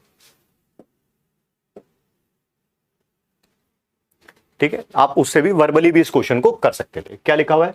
Rate is doubled when the concentration of B is doubled. यानी कि बी की कॉन्सेंट्रेशन डबल करने से रेट भी डबल हो रहा है। इसका मतलब बीटा 1 है। बीटा 1, अरे भाई किसी चीज को डबल करने से रेट भी डबल हो गया, तो इसका मतलब वो 1 ही तो फैक्टर हुआ ना। ठीक है सर, ये तो पता चल गया कि बीटा 1 है। बीटा 1 जो है वो सिर्फ और सिर्फ यहीं पे था, आंसर तो इसी से आ गया। ठीक है, आप इस ऐसे भी कर सकते थे। ठीक है, और भी थोड़ा और डिटेल बाद में और भी बता देते हैं। Rate increases by a factor of 8 when the concentration of both A and B are doubled. B को डबल करने से रेट डबल होता था, मान गए, वो तो पता चल गया। ठीक है, बट ए और बी को डबल किया तो रेट 8 टाइम्स हो गया। 8 टाइम्स को ऐसे लिख सकते हैं 4 इंटू 2। यस सर, लिख सकते हैं। ये तो रेट डबल हुआ है बी के कारण, बी के कारण है ना भाई। बी को डबल किया था, रेट डबल हुआ था, वो तो पहले प्रूफ कर चुके हैं हम। बट ए को डबल करने पर रेट 4 टाइम्स हो रहा है। बताओ किस चीज को डबल करें तो रेट 4 टाइम्स हो जाएगा? सर 2 होनी चाहिए वो वैल्यू, है ना भाई। 2 को डबल करो, आई मीन किसी चीज को डबल करो और रेट 4 टाइम्स हो जाए तो वो 2 होना चाहिए। तो अल्फा क्या होगा? 2 होगा। तो उससे भी कर सकते थे, rate is equal to K A की पावर अल्फा और बी की पावर बीटा। ठीक है, तो ये भी एक क्वेश्चन हो गया। एक क्वेश्चन और देखिए। Rate constant of a reaction is find out to be, rate constant के दे रखा है 3 into 10⁻³ moles per litre per minute. ठीक है, द ऑर्डर ऑफ रिएक्शन। अच्छा, ऑर्डर ऑफ रिएक्शन यानी कि आपको क्या फाइंड आउट करके बताना है? दैट इज अल्फा बताना है, या अल्फा प्लस बीटा कह लो, या अकेला अल्फा कह लो, या अकेला बीटा कह लो, कोई मैटर नहीं करता बेटा। वो कहां से आ जाएगा सर? वो यहां के यूनिट से आ जाएगा। देखो ये यूनिट क्या है? मोल्स पर लीटर पर टाइम। टाइम चाहे मिनट में हो, पर मिनट में हो, पर सेकंड में हो, पर आवर में हो, है तो पर टाइम ही वो। ठीक है, तो ये किसके यूनिट होते हैं सर? ये जीरो ऑर्डर के यूनिट होते हैं। ये जीरो ऑर्डर के यूनिट है, जीरो ऑर्डर के। ये देखो, मोल्स पर लीटर पर सेकंड। ठीक, पता चल गया कि आंसर क्या आएगा? सर आंसर क्या आ जाएगा हमारा? जीरो ऑर्डर आ जाएगा। ठीक है,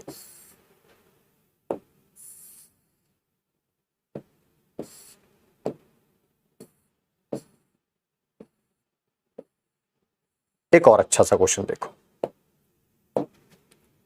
in the following reaction XA gives you YB, log ये दे रखा है, लॉग हमेशा केमिस्ट्री में बेस 10 होता है, बेस 10, ठीक है, ये दे रखा है। बताइए A और B क्या होंगे, यानी कि N ब्यूटेन से आइसोब्यूटेन बनेगा या C2H2 से C2H6 बनेगा। आई मीन A ये होगा तो B ये होगा, A ये होगा तो B ये होगा, A ये होगा तो B ये होगा, A ये होगा तो B। आपको ये बताना है, ये ऐसे लॉग की फॉर्म में लिखा हुआ है। बड़ा शानदार क्वेश्चन है ये, किसी एक कंपटीशन एग्जाम में आ चुका है। आप बच्चे हैं, आपको कुछ भी नहीं पता है, let me tell you frankly. हाँ, बहुत बड़े महारथी बनने की आप कोशिश करते हैं, वो एक अलग बात है, बट आप बच्चे हैं, आपको कुछ भी नहीं पता, ठीक है।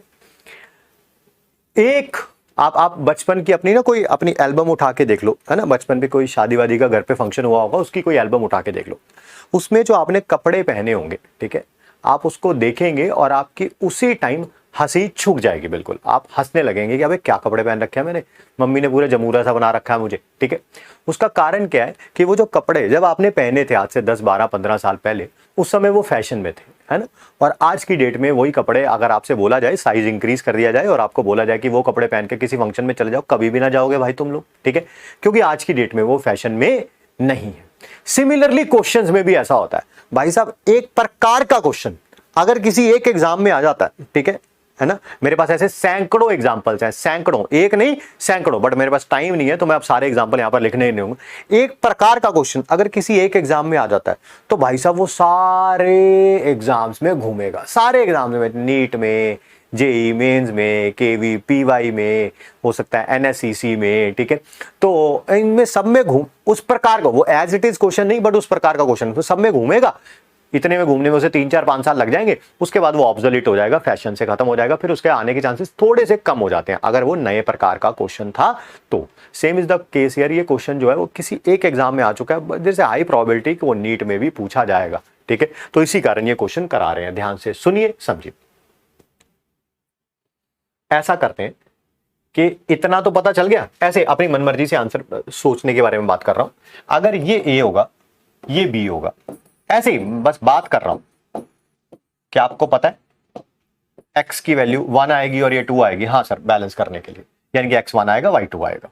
अगर मान लो ये होता है, ये आंसर होता, मान लो ब्यूटेन से ब्यूटेन ही बना रहे हो, बस वो आइसोब्यूटेन है, अच्छा, तो स्टोशियोमेट्रिक कोफिशिएंट 1 1 ही आएगा।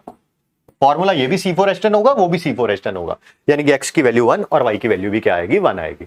तो स्टोशियोमेट्रिक कोफिशिएंट अगर मुझे पता चल जाए, जैसे मैंने यहां पर मुझे पता चल गया ये 1 2 है, ये 1 1 है, यहां पर क्या होगा 1 C2H2 से C6H6 बनाना है, अच्छा, तो यहां पर फिर ये 3 आएगा, x की वैल्यू क्या आएगी 3 और y की वैल्यू क्या आएगी 1।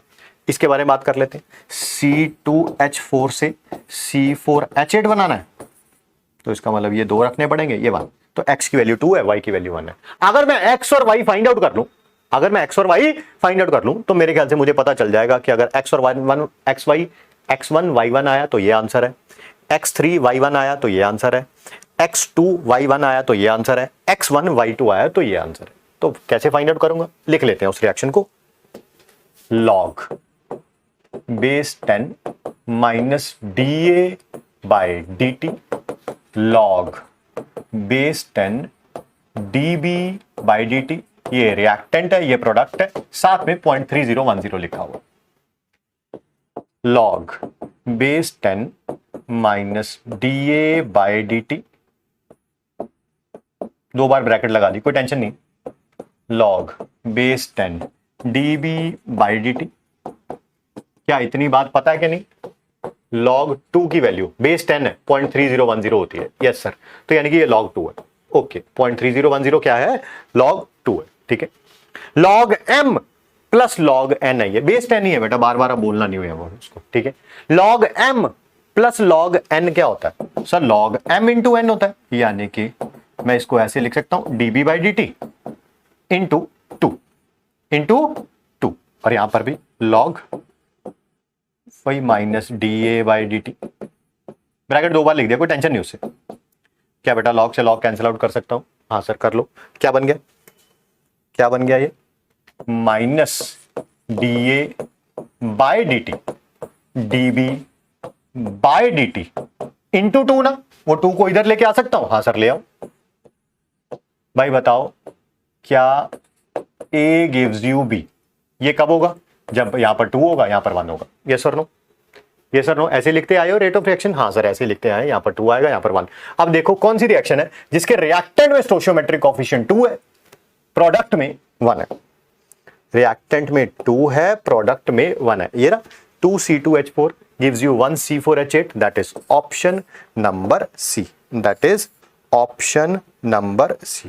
ठीक है, इसी के साथ बेटा हम आज की क्लास को वाइंड अप कर रहे हैं। ठीक है, मेक श्योर करिएगा कि आप इसको रिवाइज जरूर करके आए। फर्स्ट क्लास है, मैं इसी कारण कोई डीपीपी भी नहीं दे रहा हूं आप लोगों को, ताकि आप आराम से इसे सॉल्व करें, बस रिवाइज करें, जो जो क्वेश्चन अभी तक बताए गए हैं उनको करें, यहीं से हम लोग कैरी फॉरवर्ड करेंगे नेक्स्ट क्लास को। ठीक है, रिवाइज जरूर करिएगा, पढ़ना शुरू कर दीजिए। अगर अभी भी नहीं पढ़ना शुरू किया है तो जी जान लगाइए, जितनी भी बॉडी में जान है ना भाई साहब, इतनी लगा दो कि बाद में 1 साल बाद कहना पड़े कि यार इतनी पढ़ाई क्या वाकई मैंने करी थी क्या। ठीक है, तो लगे रहिए जी, मिलते हैं नेक्स्ट क्लास में। Thanks for giving us your time. Thank you बच्चों।